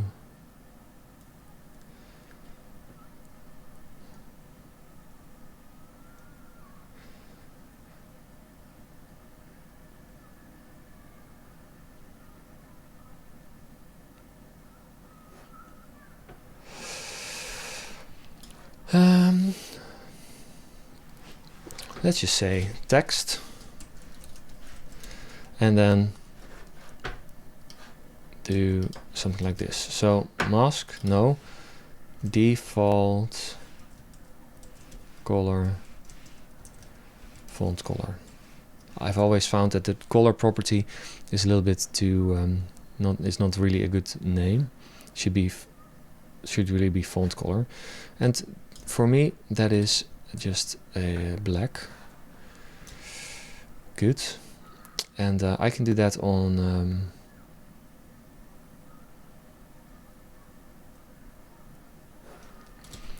both clear cookie banner and clear cookie settings, color, var, font color. So it's black anyway, but if I make this pink, yeah, it works. And does it also work on the privacy statement? Yeah, it does.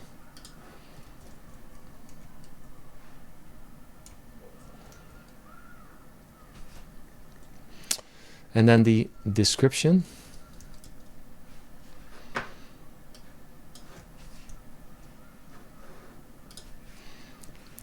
Clear cookie default font color secondary.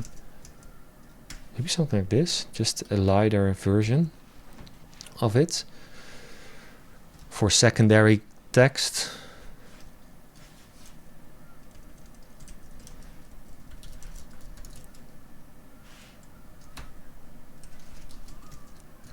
Don't overthink it. Show settings. Because we might want to reuse this somewhere else. Yeah, so there you go. There are a couple of places in our pre-formatted text. We're using that in our description. But what have I? What's this? The body setting, body description.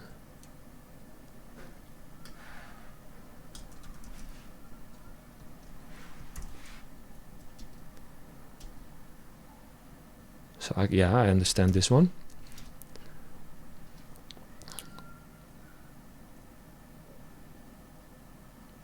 No. Kind of, yeah, this one, but what's this? Inner body setting, clear cookie banner.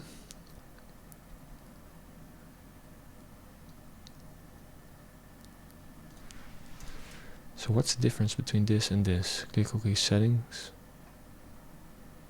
Okay, of course.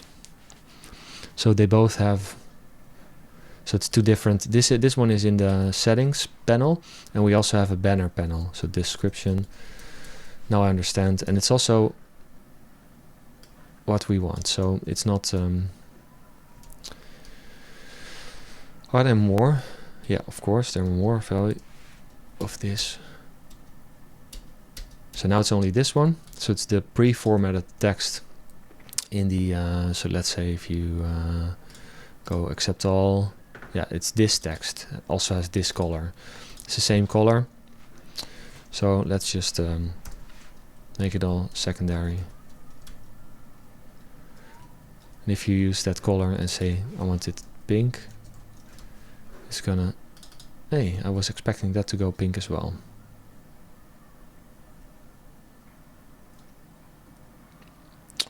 pre-formatted.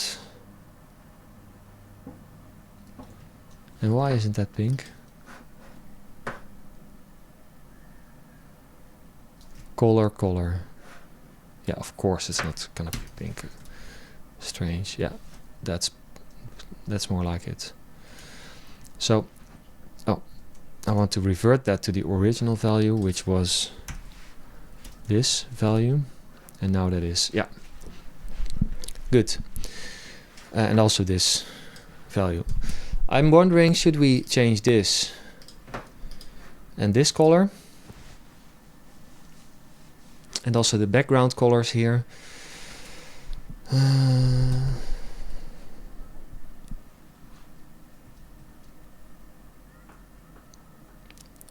Perhaps we should.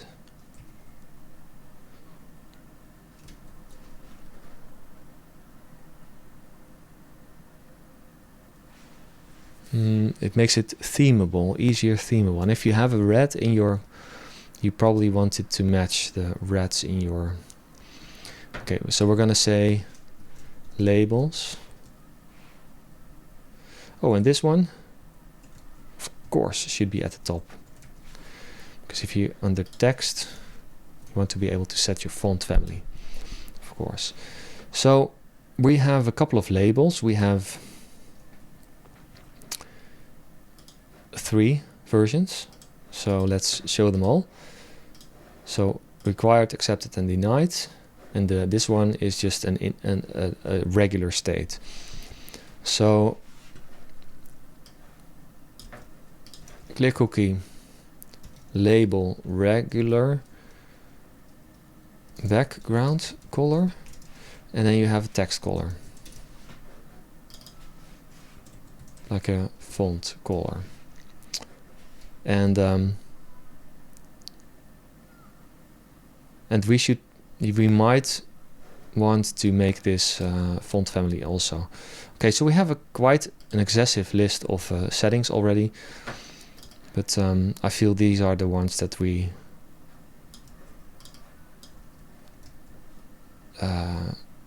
that people would need when, yeah, so career, because this is also, people might not like this choice that I did here. So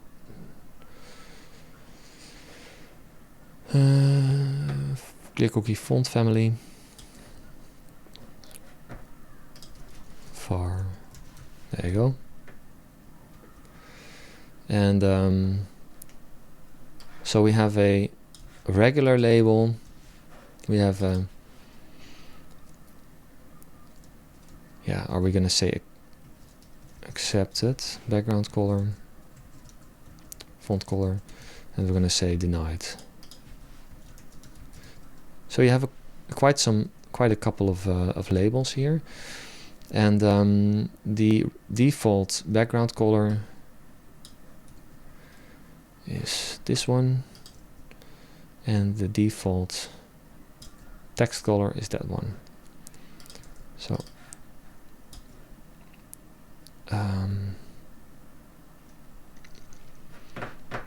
let's say color, and then just give it this label. Let's say background color, and let's say background color. I believe we do have, and let's set it to pink.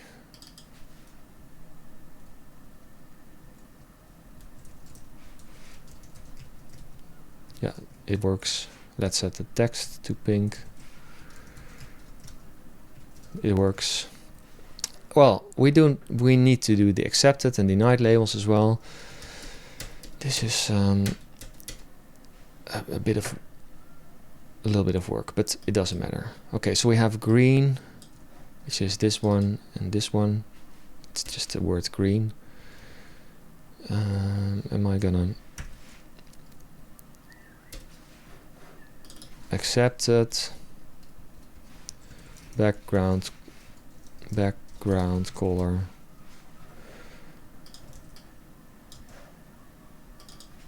font color,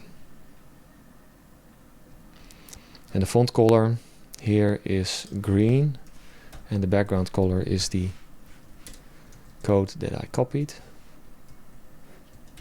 So let's make this orange.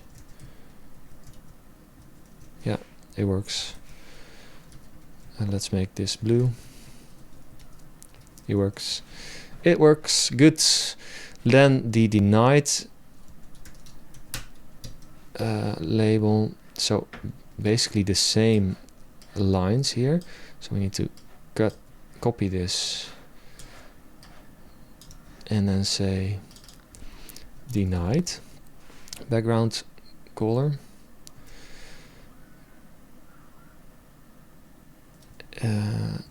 Yeah, I did see it correctly. So the label here is the font color is red, and the background color is the value that I just took. Yeah, there you go. Might want to make this slightly. It feels a little bit darker than the label above. So what if I do it like this? Okay, I'm just gonna stick to my original. So we have made a themable cookie banner here, where you can just easily just go over these lines and submit your own preferences here.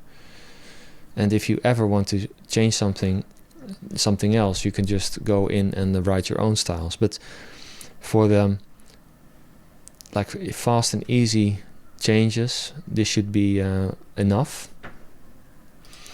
So let's go in. I'm gonna minify one more time. So the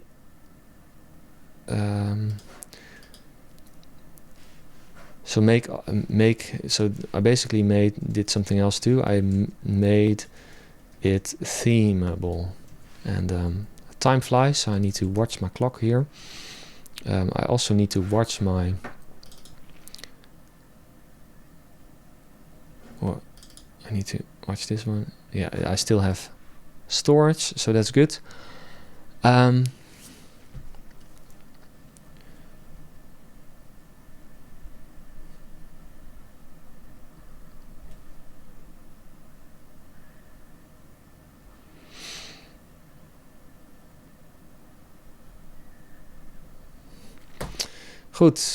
Good. Compress. Let me just. I already created a minified version. I'm gonna delete this because I made changes.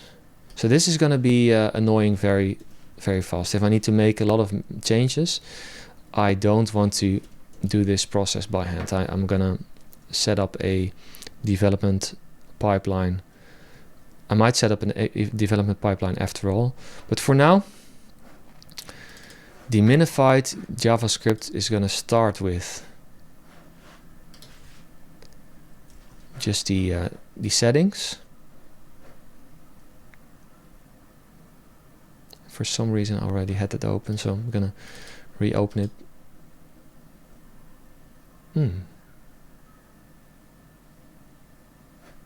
Oh, of course. I just duplicated the file probably. So let me just copy this. I'm gonna put it in here. This is my new minified version. So, and as you can see here, the file size, and it's not even compressed, or it's not even gzipped yet, but this is the compressed size of my cookie banner, and I'm quite happy with that.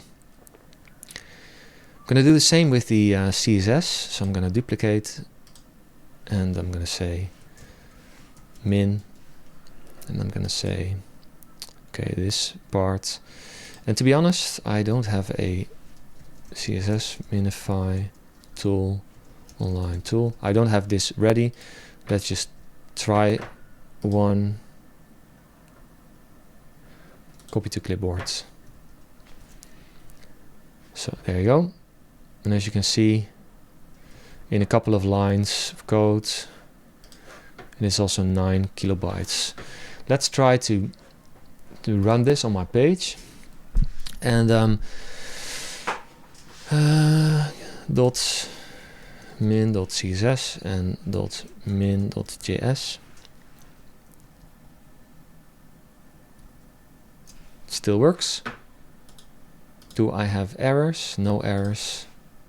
cookie clear. Oh, clear cookie reset. No, typo.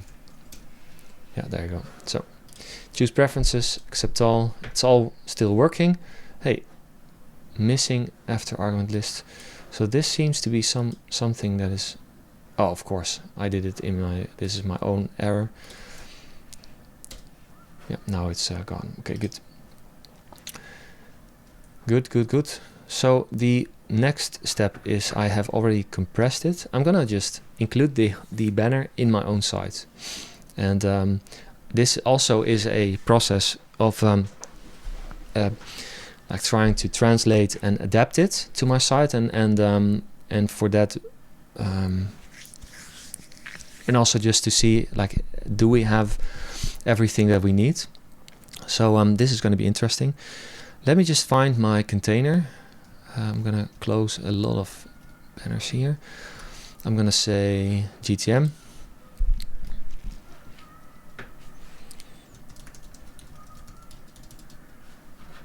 And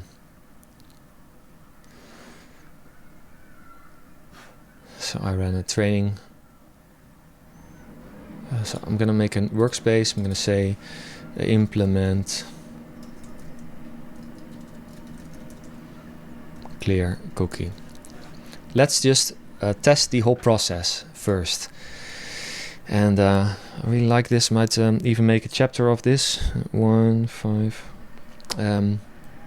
Okay, so I'm gonna make a new, and the process that I'm trying to achieve is I want to make something like a JSON file that you are able to just import. But in order to make that JSON file, I probably need to test it first. Yeah, let's do that. So usually I make my cookie banner like 98. So 0 consent mode and then clear cookie, something like this. So tag configuration, I'm gonna make a custom HTML tag where I'm basically just gonna do, yeah, let's make it separate. So the settings are on top. So I'm gonna do script, style, and then I'm gonna say don't, or I might not do a warning, but don't, let's just put this styles. I'm gonna put the styles first, and then I'm gonna do the script also. So it's gonna look like this. I have my minified JavaScript in the first part, the settings right here. I'm gonna pull it in, and shift tab is like a formatting, so it's gonna do all the spaces correctly. So that's something that I like to use. And then if I include the style, I'm gonna include the full minified CSS, which starts with the settings here, and also in this case I'm just gonna use the shift tab functionality, so it will just indent everything correctly. But it will start with the settings, so it's gonna be settings, and then from here on we can say something like don't edit anything below this line or something.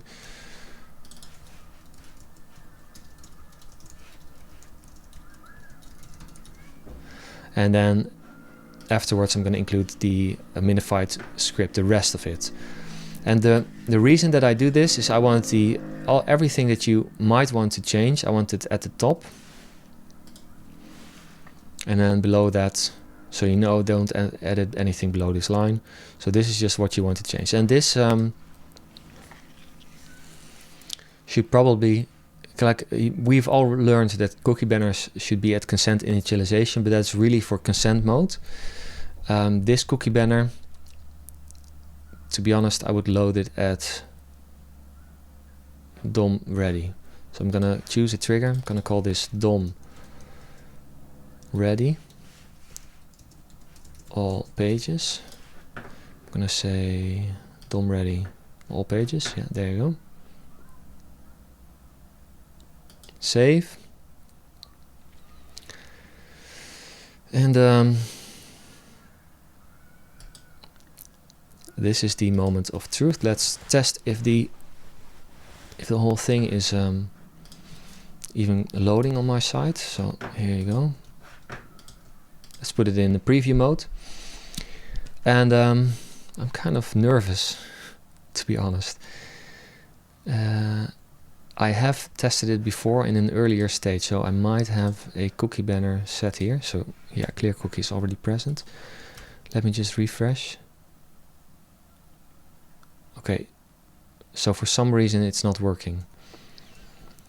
Console, check the console, it has 2 errors. Build settings list. Initialize. Okay, and I have also a different error. I'm going to solve that later. But this is from my Matomo tracker. I cancelled my package there, and now it's, but the tracker is still there. No, I'm not going to look at that right now. Let me see. Cannot set properties of null. Setting inner. Oh, of course. Build settings list. So this is the function that runs on your privacy settings page. So I think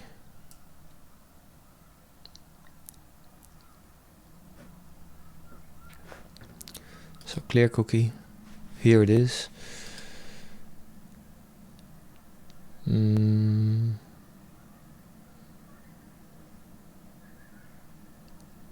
So I have clear cookie settings, and I've also got settings, clear cookie settings.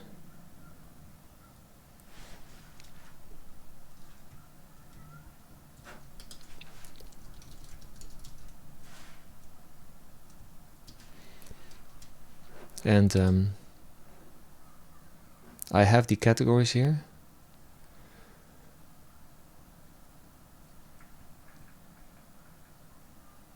Oh, of course, that's a silly mistake. I was kind of, I was nervous that it didn't work, but I, of course, need to add the banner itself.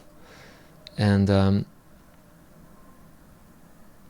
if the banner itself is not loaded, it's of course not gonna, but this shouldn't be,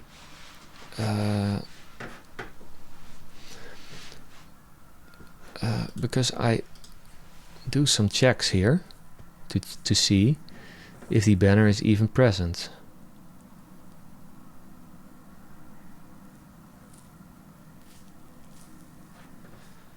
This banner is equals null. This show banner bind, and then on show banner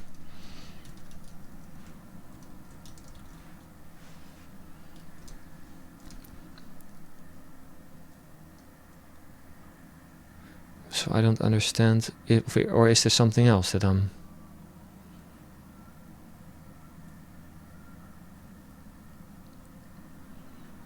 build settings list. So this is the one that's giving me an error. Okay, I need to write that down. This is an edge case, so this is in practice never going to happen, but I need to add one more check. So I'm going to just write it all here on the build settings list method. Yeah, there you go. Build settings list. So now let's fix the actual problem here. So we have the banner code, cookie banner code right here, and we need to add that to our container, of course. So I'm going to do that in between the style and the script, because the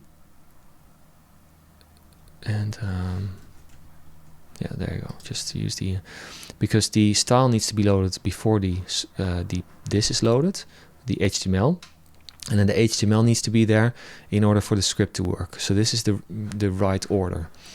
Let's save this. And let's preview.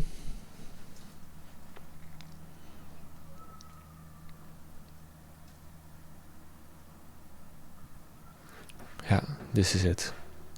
We're good. And as you can see, the background fade, okay, that might be something that you that people want to customize, so make that customizable.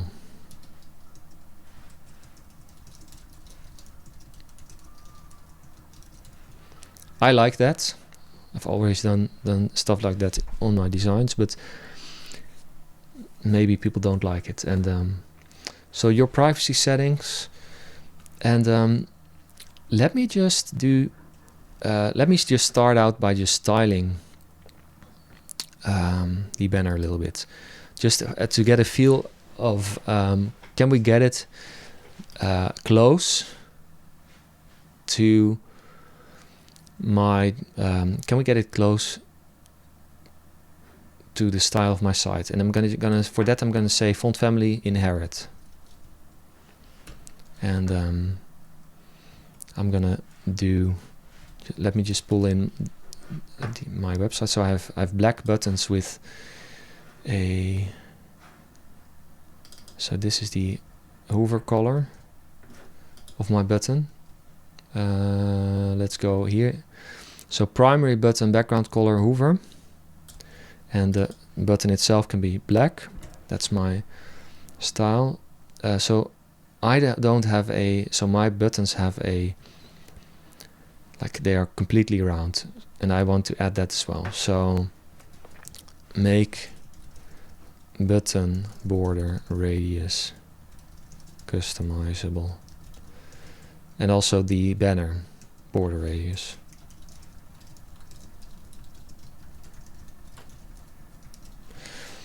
So those are just things that as a web designer you would want, I think. Okay, let's move on. I didn't save it yet. However, I also have secondary button styles on my site, and the regular border for that is RGBA. It's this color. I don't know why I did that, but it's kind of transparent. And then I can just force state and then say hover to get the hover. For some reason that is in a hex code. Okay, doesn't really matter. The thing is, I want to see, so the background color of my buttons can remain transparent. The font color, I'm gonna check that, but the hover color is this one, and the border color is going to be this one. It's 1 pixels, yes, and the font color, let's test that as well. I think it's, oh, it's 111, and that might be my default. Yeah, that's my default font color. So let's go in. Let's say default font color equals 111. Font color secondary, I'm gonna leave it for now. Button background color is probably also that one. Font color hover. Link color, so I do have a specific color for links in my text. I don't use it often, but I believe it's somewhere here. Yeah, there you go. Kind of. So it's this one. So the link color is here. The hover. Let me just make a hover. For state hover. I don't have a hover color. It's just the same. Fine.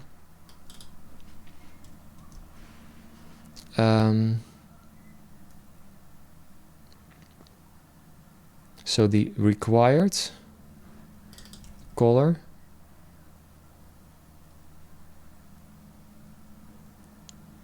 of my labels, or the accepted color, I'm just gonna say, oh no, it's the toggles that I want to style. So required, it's gonna be active. I want to style. So I'm gonna just, let's just hit save, and let me just hit preview.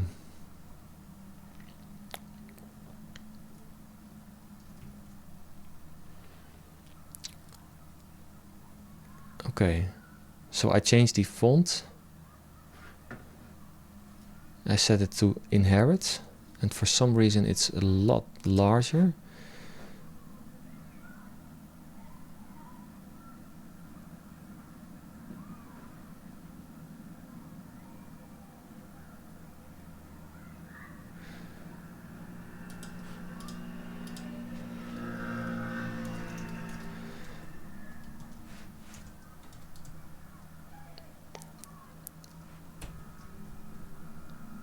Because I set inherit, and that's gonna, so the inherit doesn't work.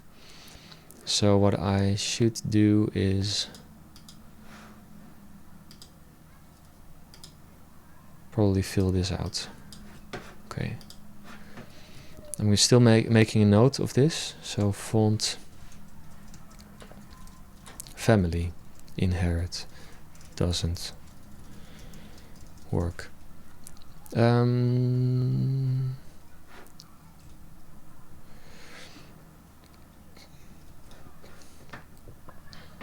Clear cookie.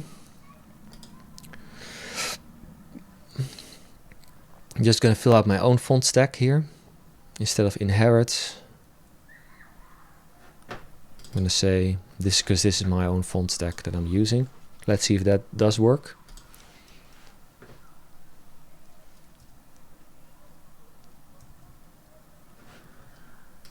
Yeah, that's a lot better.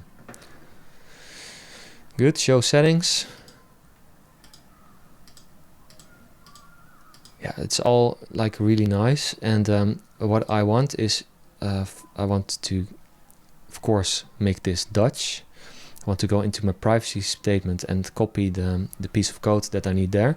So in the privacy statement, there's one line that somebody needs to add in order to get the settings correctly. So let me just log in here.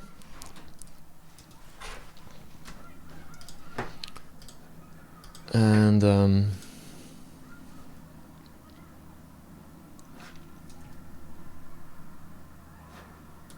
going into my privacy settings. Yeah, there you go. Privacy and cookies. I'm gonna edit my page. I'm gonna say cookie statement, and or maybe just remove the title here. So clear cookie settings. I had an old version from my previous test that I did last week, but it was a different version, so I updated it. It's one line of code. I'm gonna empty my cache, purge all cache, and let's see if we're doing all right. So the view page. So this doesn't work, and it has a good reason for that, because for this to work, we need, so in our clear cookie tag, we need to look for, okay, this should be a setting, or maybe not, but there is a read more in our, and then this link, this is the link that we need to change. This gives me the opportunity of translating the banner. So I'm gonna, because I really want to push this live on my site for a while, just to get a feel, like, is this really working? So let me just,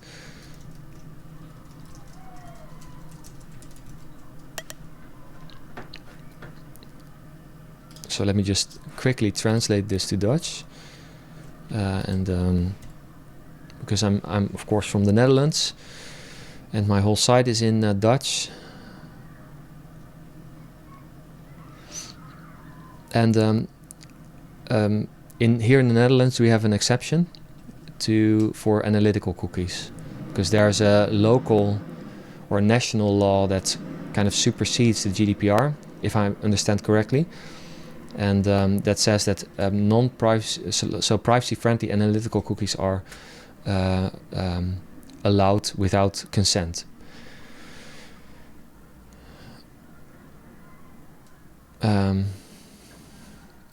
I'm not using marketing cookies, so I also need to change that. But to be honest, for now, I'm gonna use the defaults.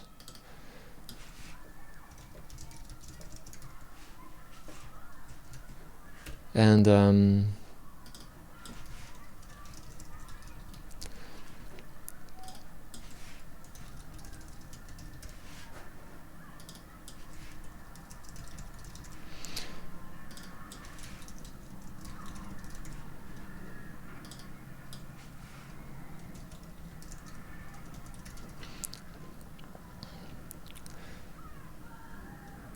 okay, so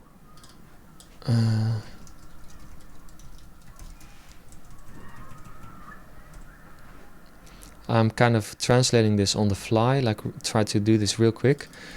Verplicht.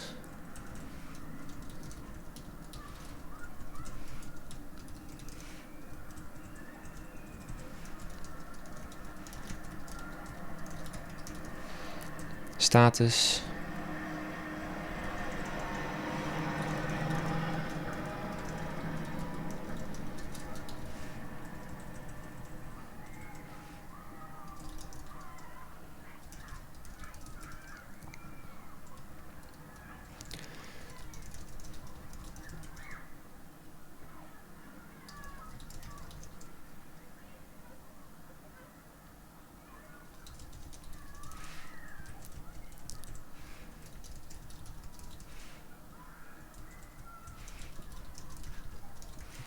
So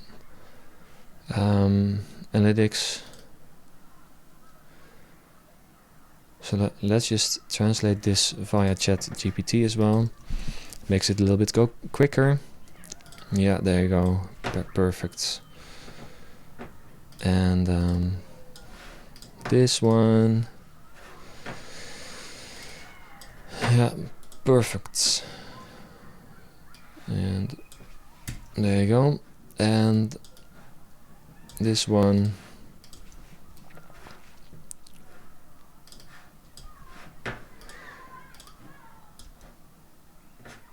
Okay, good. Preview.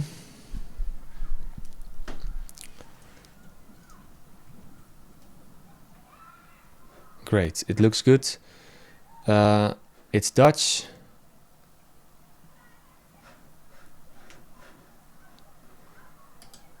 Privacy statement. So this is also working. I'm going to choose my settings. I'm going to say it's all accepted. So I really like how this all works.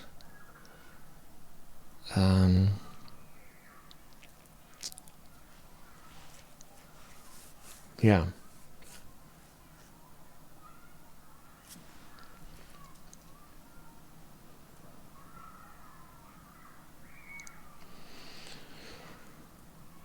Yeah.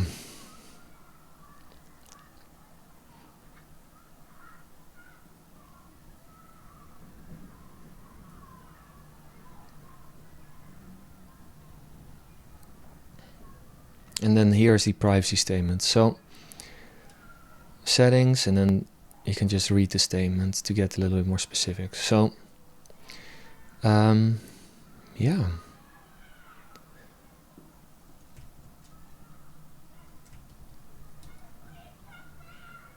Oh, of course, I want to enable consent mode as well.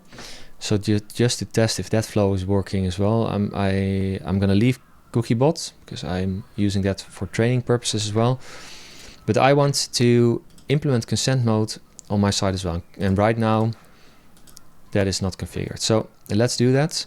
For that, I'm gonna use the consent mode template. I've done this in my tutorials. So you should, if you want to know how this works, please check out those. Consent mode default. Default.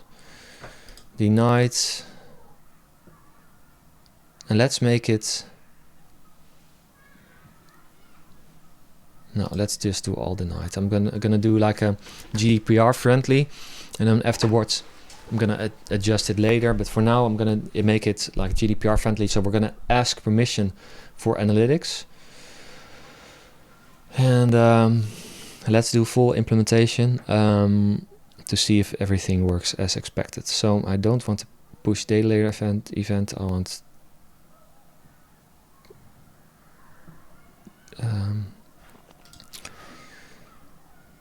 and here, of course, consent initialization.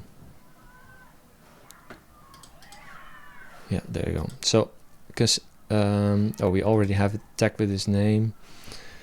So let's just do this.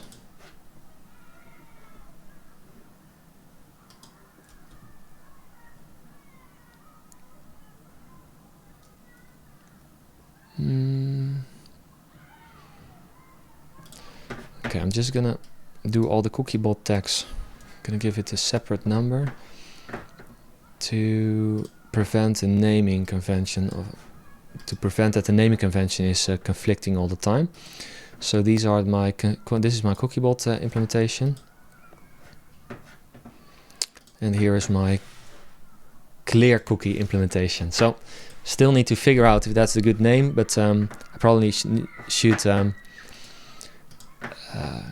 get a domain name by now, because some of you might be clever and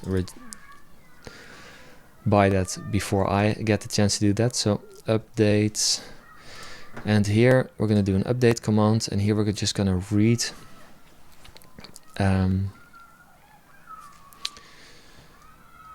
from, so I'm going to make a built-in variable. No, of course not a built-in variable. I'm going to make a new variable, clear cookie, add storage. This is going to be a regex table that's going to read from a new variable. It's going to be the clear cookie. Let's just do it like this. So it's a direct cookie. Where are you? Okay, cookie, first party cookie, of course. Clear cookie. I want to decode this, and if it contains application, if it contains marketing true, so just this piece of text. Yeah, and it's going to be denied by default. Marketing, let's escape the special characters here. Marketing true, granted. Advanced settings, ignore case, yes. Full match only, no. Enable capture groups, also no. So add storage, it's here. Add storage, add clear cookie. I need to save it for the variable list to update. So if I open this up here, clear cookie, add storage, clear cookie, add storage. There you go. I want analytics storage also to be a variable, so I'm going to make a new variable, which is basically the same, clear cookie analytics storage. Variable configuration. No, of course not a variable configuration, it's just a regex table.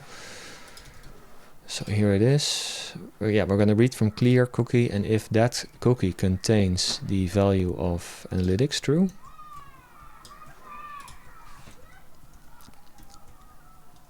then it's going to be granted, and otherwise it's going to be denied. And under advanced settings, I'm going to disable these two as well.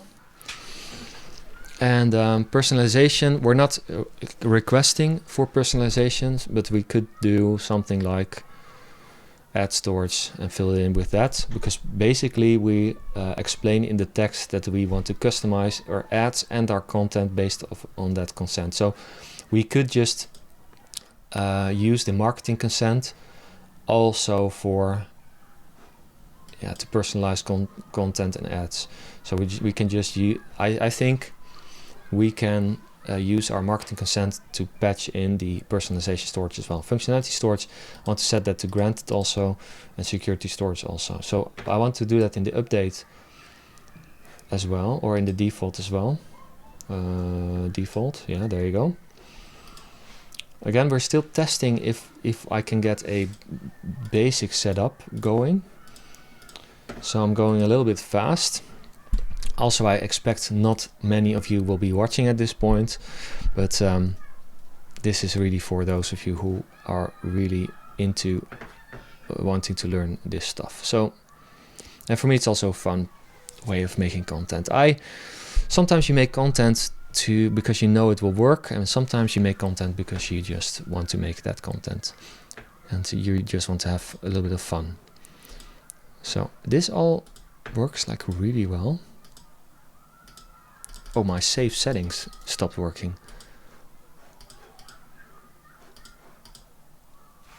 Okay, did I get a...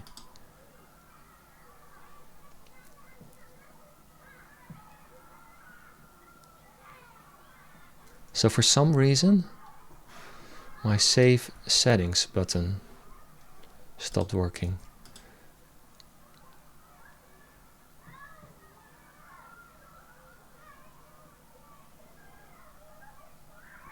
So I'm gonna need to test. I'm gonna write that down on my list as well.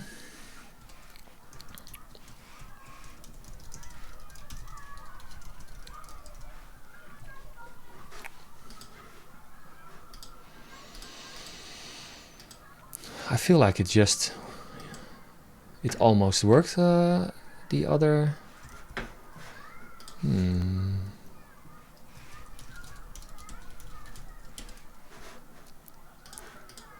So, no.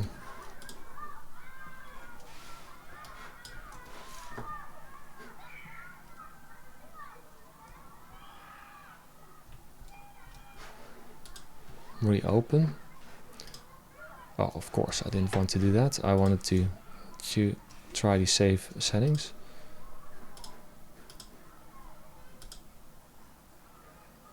Query selector save. Button handler. So something is wrong there. I'm kind of surprised because we were like, but we've changed a lot along the way. So it's good that we are like really testing this through. I won't be able to publish this though if that doesn't work. And now also this, I was expecting here a banner to show up here, but that right now that doesn't work. So why is that not happening?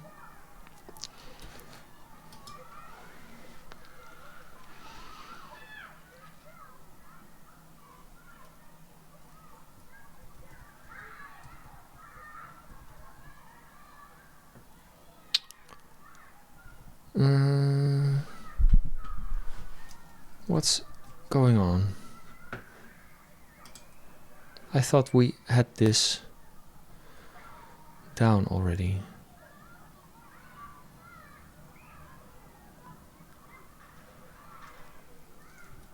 And now it's not working. Why is that?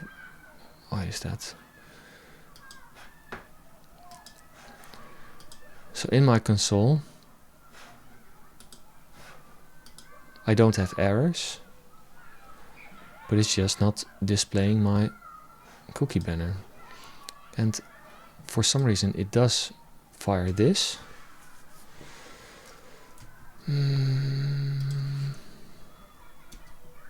So if I press reset, so the banner is working, but for some reason the settings aren't working. And it's exactly what we have built.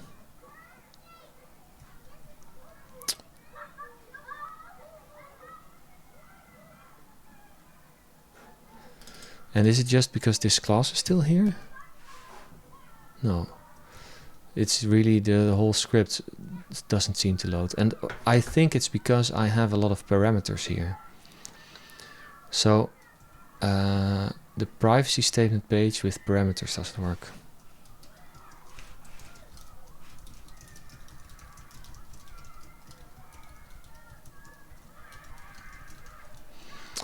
Okay, the list of bugs is getting longer and longer, but I'm glad that we are finding these errors right now and not later. Also, could there be something else? No, it's really... okay, good.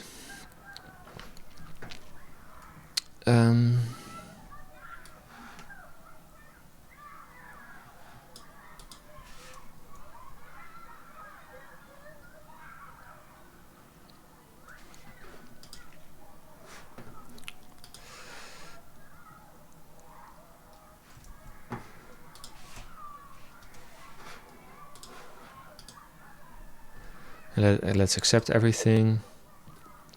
And for some reason now it does work because I don't have parameters in the URL. I think that's the whole issue.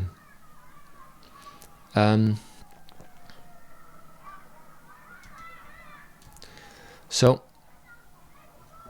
okay, I want to test if my consent mode is working. So let me just go in, reset my clear cookie.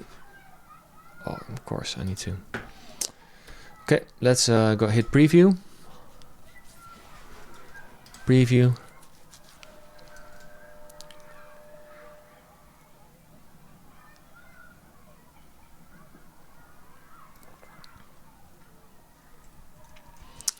Let's go in and reset our cookie banner. I'm gonna refresh this page, and in the tag assistant, under here, consent state is set to denied, and to denied with an update as well.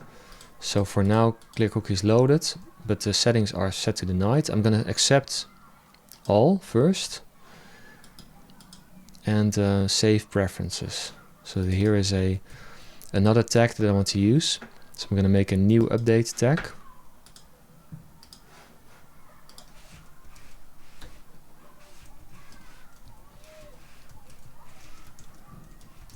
That's called update delayed, and I want this tag to push a data layer event.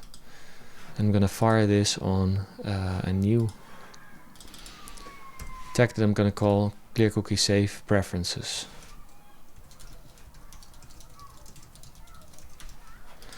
And this is just a custom event. Save.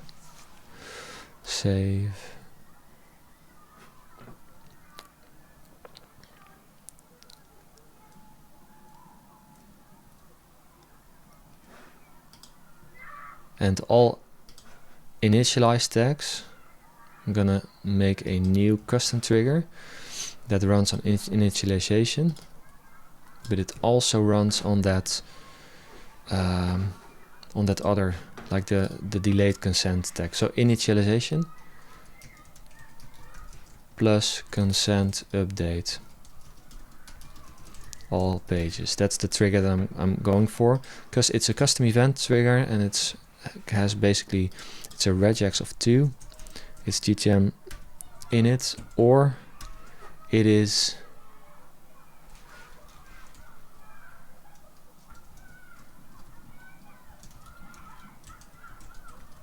from memory. I'm not quite sure if this is the one. Let me just find out real quick. So consent update delayed. This is the one, consent update. Yeah, GTM underscore consent update. So and I don't want a space there. Yeah, save. Let's hit preview. I'm gonna reset my cookie banner. Continue. I'm gonna refresh the page. So this is the scenario where a user didn't give consent first. So at initialization, a lot of tags will be blocked, and this is GA4, of course, has built-in consent checks. So, but if you want to block it, you could also do that, because if you accept all, it's going to say a consent update, and at this stage, everything is granted.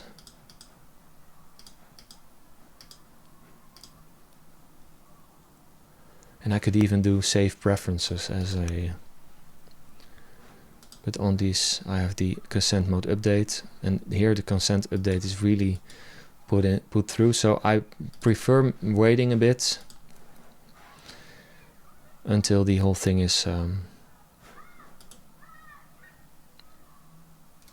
okay, good. So this is a full consent mode. Let's test the other scenarios as well. So under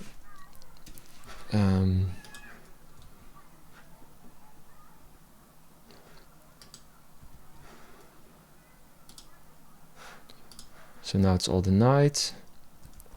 Let's test partial consent. So settings, analytics only, of course. My save settings is not, so I need to test that later. But to be honest, can we do it manually?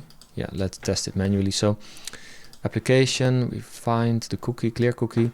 Let's say that marketing equals, I can manually change it here.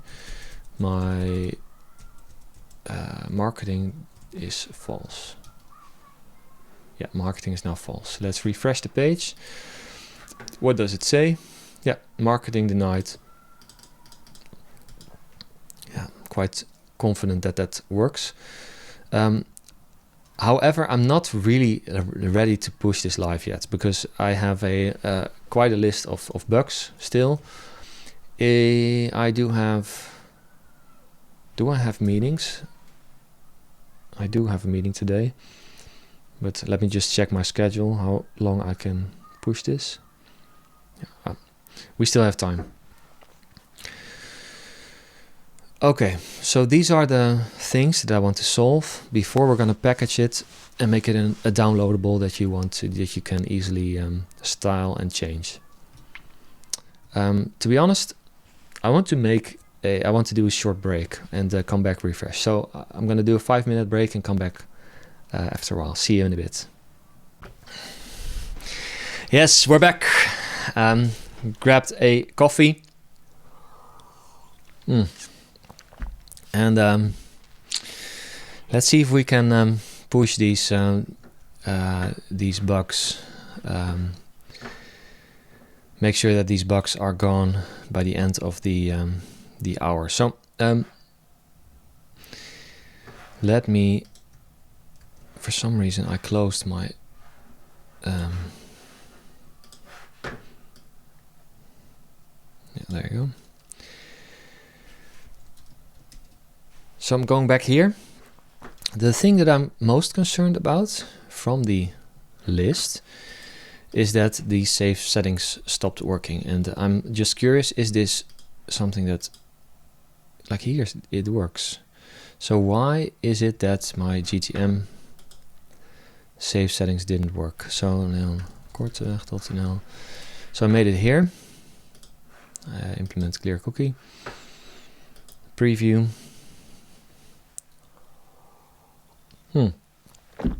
Connect. And the difference is that we're using minified code here. Let's go into index.html. Yeah, here I'm using the minified as well. So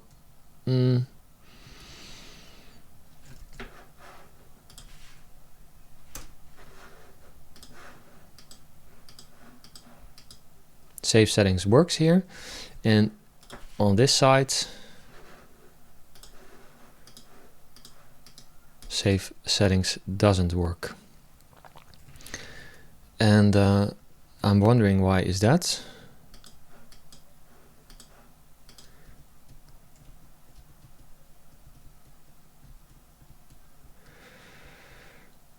So this is something that we might make it keyboard accessible somehow. So I'm going to put that on the list, not to do. Make banner keyboard accessible. So that's for a future. So I'm not going to do that before the initial release.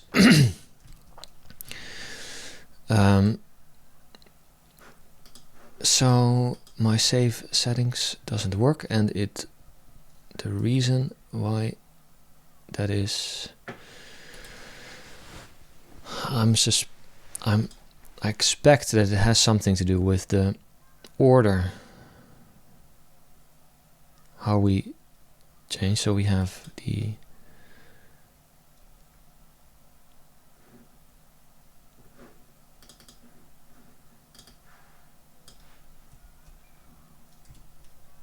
save settings.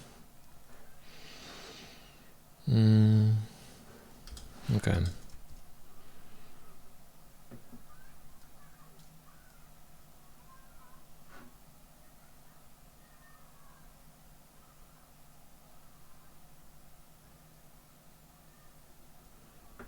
Save preferences, and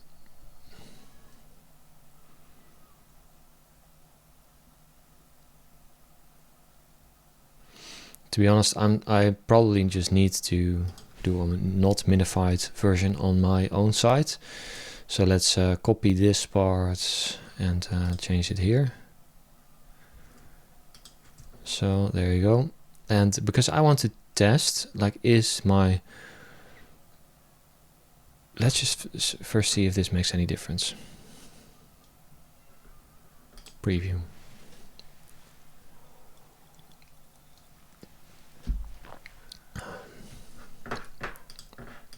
No, still doesn't work. Do I get a message in my console? Yeah. Save preferences.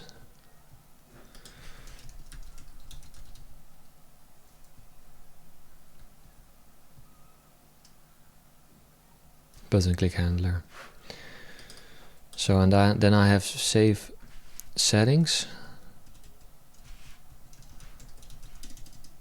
here, save settings, and here is a cannot read properties of null. And in this case, I'm running this, and it's trying to read from the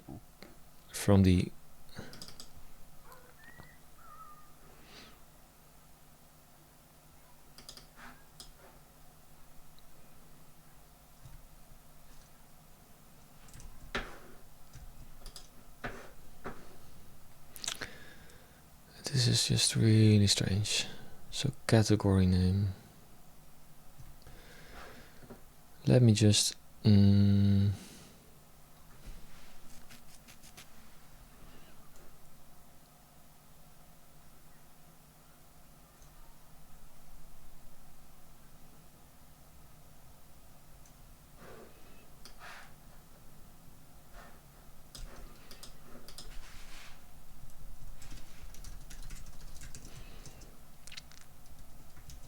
let's put this in the console. Let's see what this does.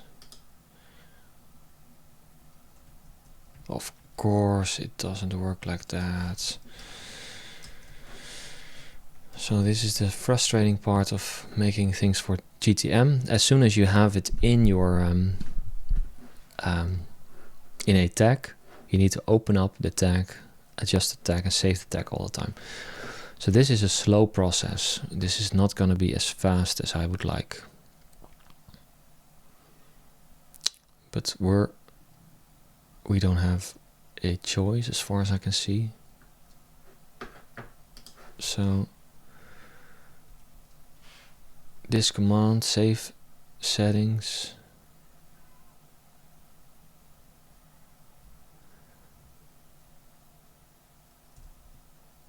So basically I want to know, like, are we pulling from the right element here?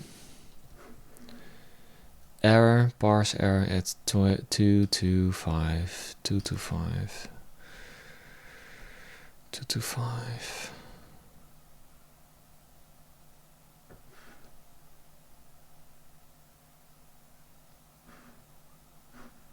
Yeah, of course we have a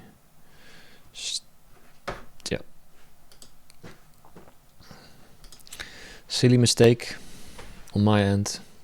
Let's test.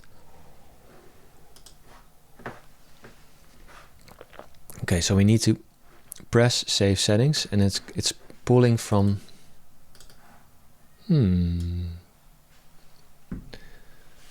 of course, functional with a capital. Oh, how did I not see that? So I probably should do this.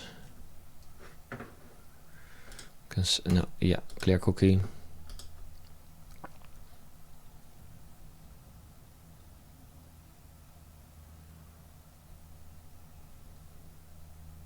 Button click, toggle switch, save, store preferences. Save preference. Here we are. Probably should do this ID, because this is basically just a category name, and then it will work, right? I still don't know why it does work on my testing site though. But that's really something else. Okay. Marketing, save settings. Yeah, that works. Okay, so I'm gonna adjust that in here as well. So save settings, I'm gonna pull it from the category name.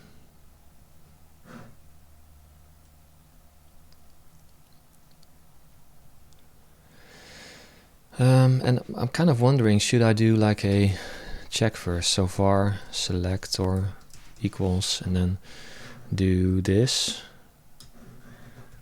Like, do this. And then if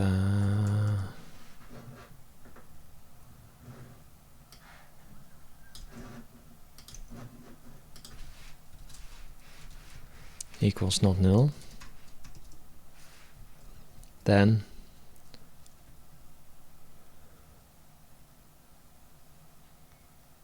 but on the other hand, it should work, it should be there, and if it shouldn't be there, it's not gonna display anything.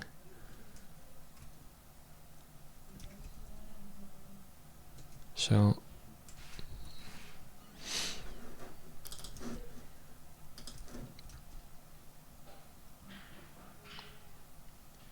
yeah, let's do it like this. So okay, moving on. I'm gonna reset the banner. I'm gonna go into the privacy statement, because that one didn't work whenever I was using a parameter. So we're gonna solve that right here, right now. We can solve that on the test page as well. We don't need to hassle with that here. So privacy statement.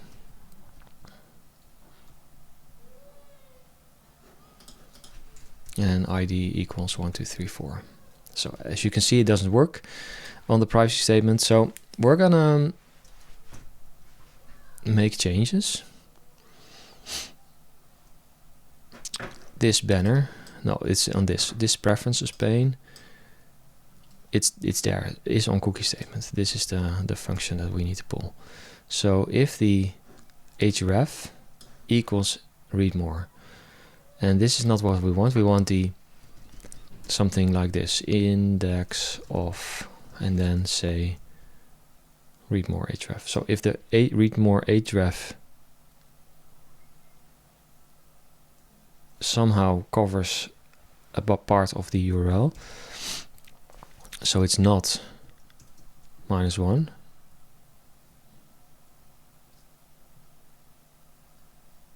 so there is a read more button, and the index of is not -1, so it is in there. This should work. So yeah, now it works. Good. Okay, we cleared 2 bugs. This one and this one. Build settings list. So in here, or maybe in the init. So in here,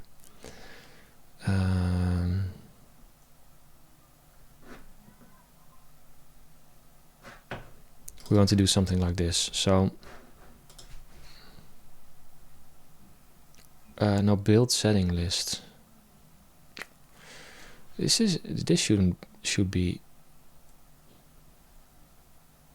in the show banner method, right? To be honest.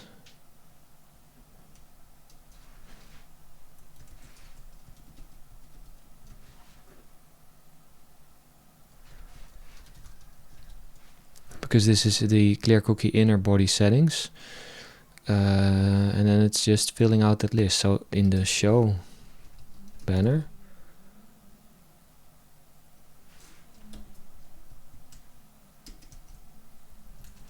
I'm just going to do this. And that will make sure that it is conditional. So it's only run whenever these criteria are met. And of course, if the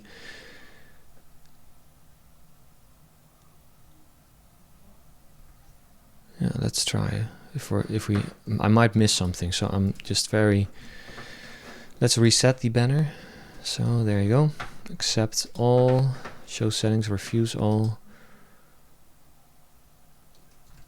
And of course, we want to test if the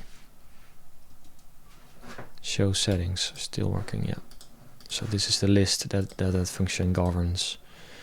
And if we go to the privacy statements, and we do choose preferences, show settings, hide settings, it still works. Good.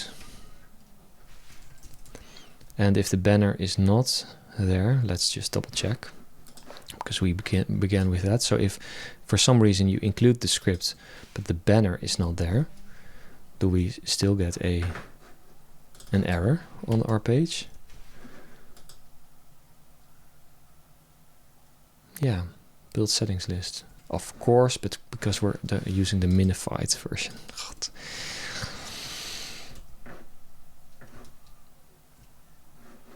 Okay, so build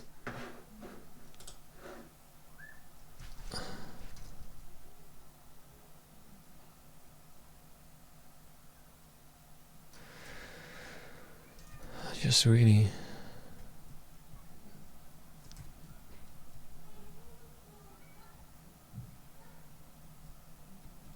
okay, I've somehow lost my connection because it's still loading the wrong. So in the index here,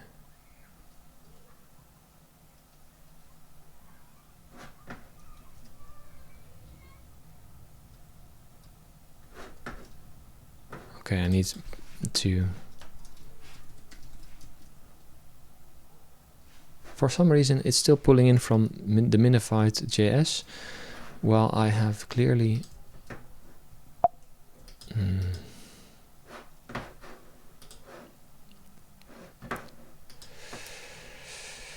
why is this? Why is this?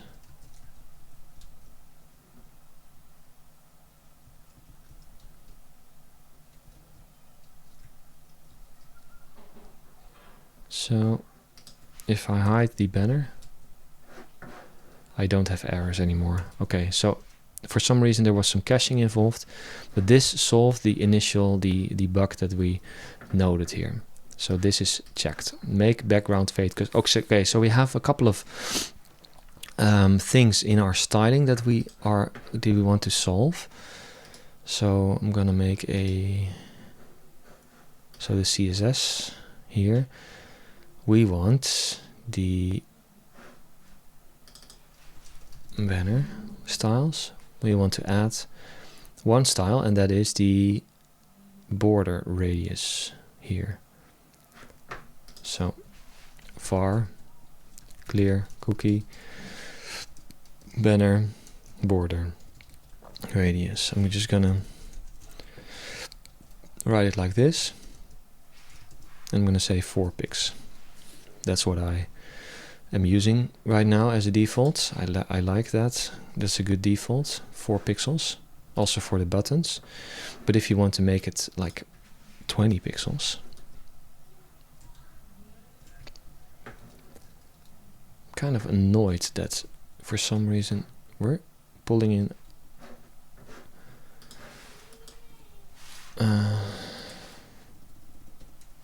kind of hard refreshing all this, but it's still not.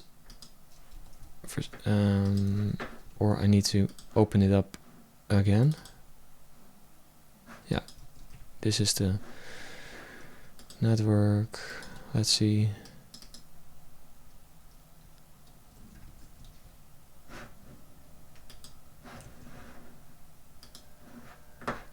Border radius 4, and it's for some reason it's caching the sometimes I like to do this.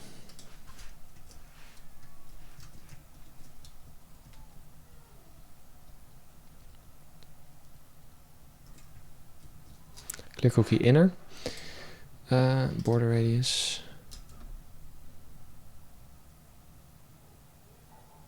Of course, I did the wrong.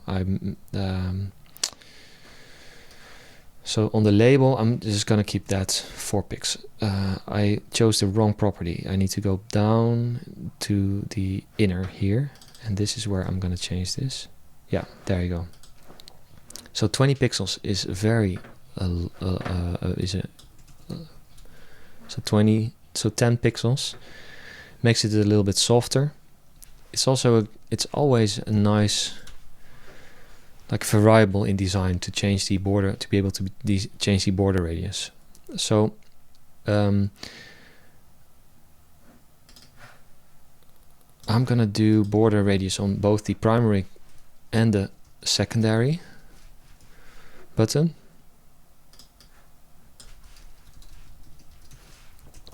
This is probably excessive, but yeah, why not? So 4 pixels, border radius, primary.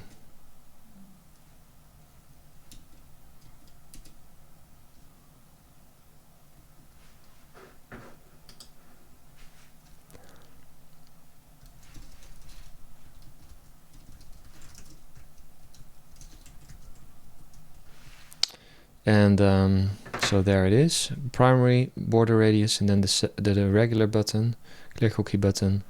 So we have a border. I believe it already is here somewhere. So border radius, here it is.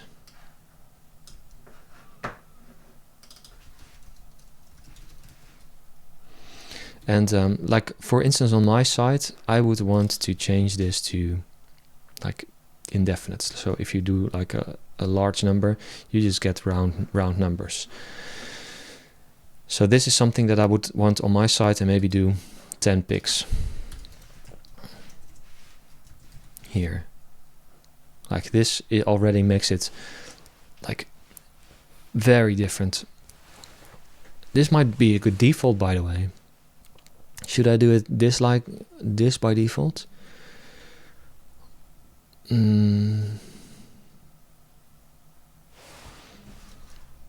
No, we're gonna keep it like very clean. So this is the default, and you can always change or however you like. Okay, good. So we have made the background fade. We haven't done that. So but the border radius is customizable. The banner radius, border radius customizable, and the font family inherit also doesn't work. So let's do font family first. So I have the font family here, and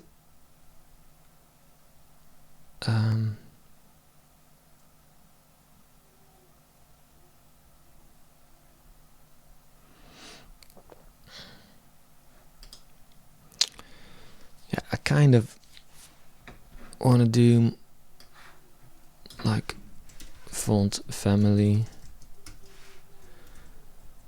and then font size, line height, like this. Let's try. So it still all works, it still all looks good, but now I'm assuming people don't set font weight on there. Yeah. Can I do inherit here?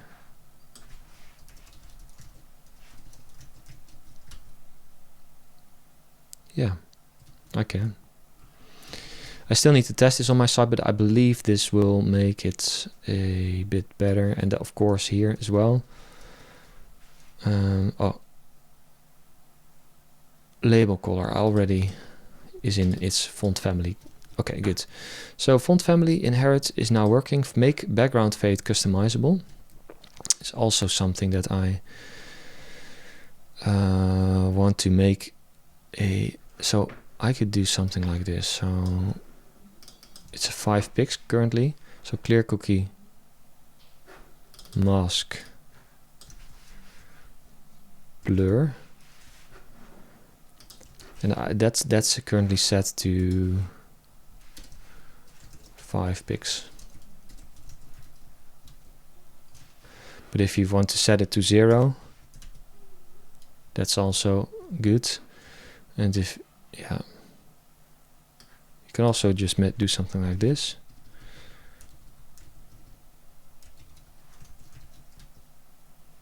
Make it white or a different color. This is really a good one to be able to change. Okay, good. I think we have most of the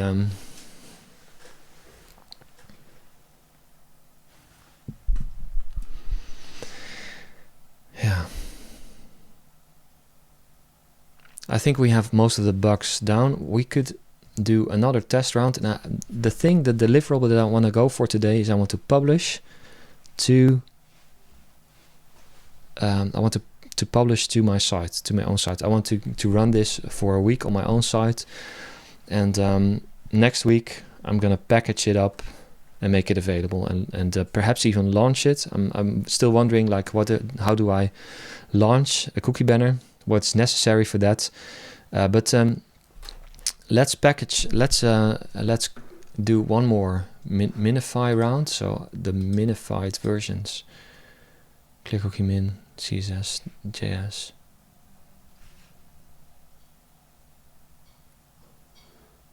So again, I'm just really worried that I'm just removing stuff that I don't want to remove. So I'm gonna make a backup before I delete this. This one I'm gonna duplicate. It's gonna be called .min.js, and here I'm gonna do minify the entire. So here you go. There it is. Clear cookie. Yes. CSS, same thing.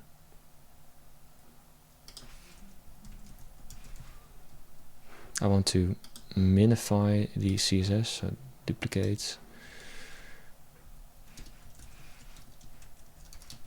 Here you are.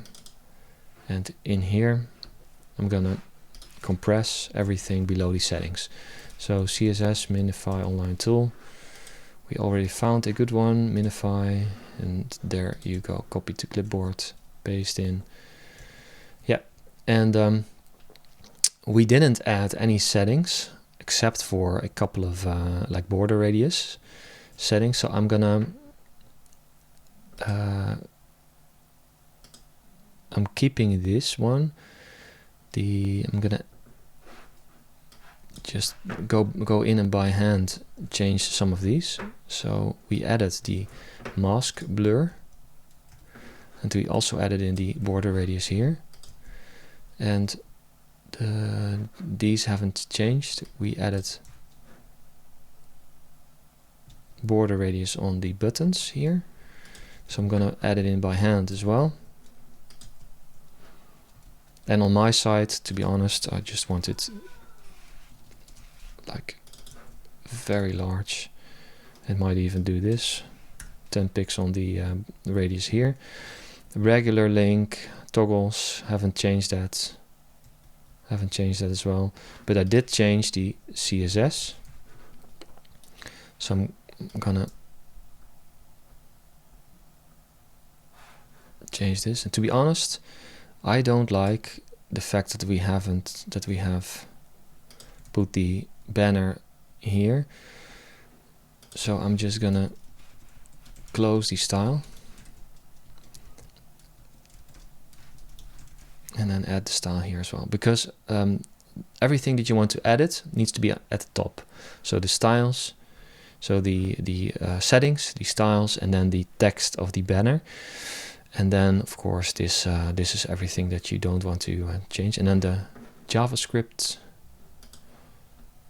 here, this is what we have changed. So boom, there you go, save. Drum roll. I'm just really curious, have we managed to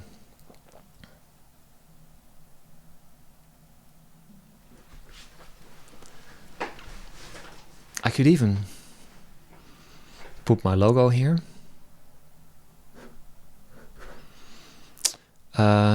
First of all, let's see, can I, yeah, I can do save my settings, and scrolling works again. So I'm going to reset the cookie banner. I want to go into the privacy statement to see if that works as well. Privacy statement also works. I'm going to choose my preferences. I'm going to accept all. It also works. To be honest, I want to test my privacy statement with parameters, because that's something that didn't work before. Okay. No, not this one. This is a little bit too much. So just the ID 1, 2, 3, 4. Something. There you go. Let's see if this works. If this works, I'm very happy. I'm gonna put it live. Yeah. Just it works. Let's press reset. Choose preferences, settings. So we can even, like, this is the consent update, granted. So we have denied analytics here. Let's say, let's do the opposite. Mark analytics is accepted. Consent update. So now it's reversed. It really works as it should. All bugs are gone. So the next step would be to test this on several other sites as well. I'm not going to do that on screen, but that will give me a lot of confidence that this will work in many different scenarios. But for now, I'm really happy on how this turned out.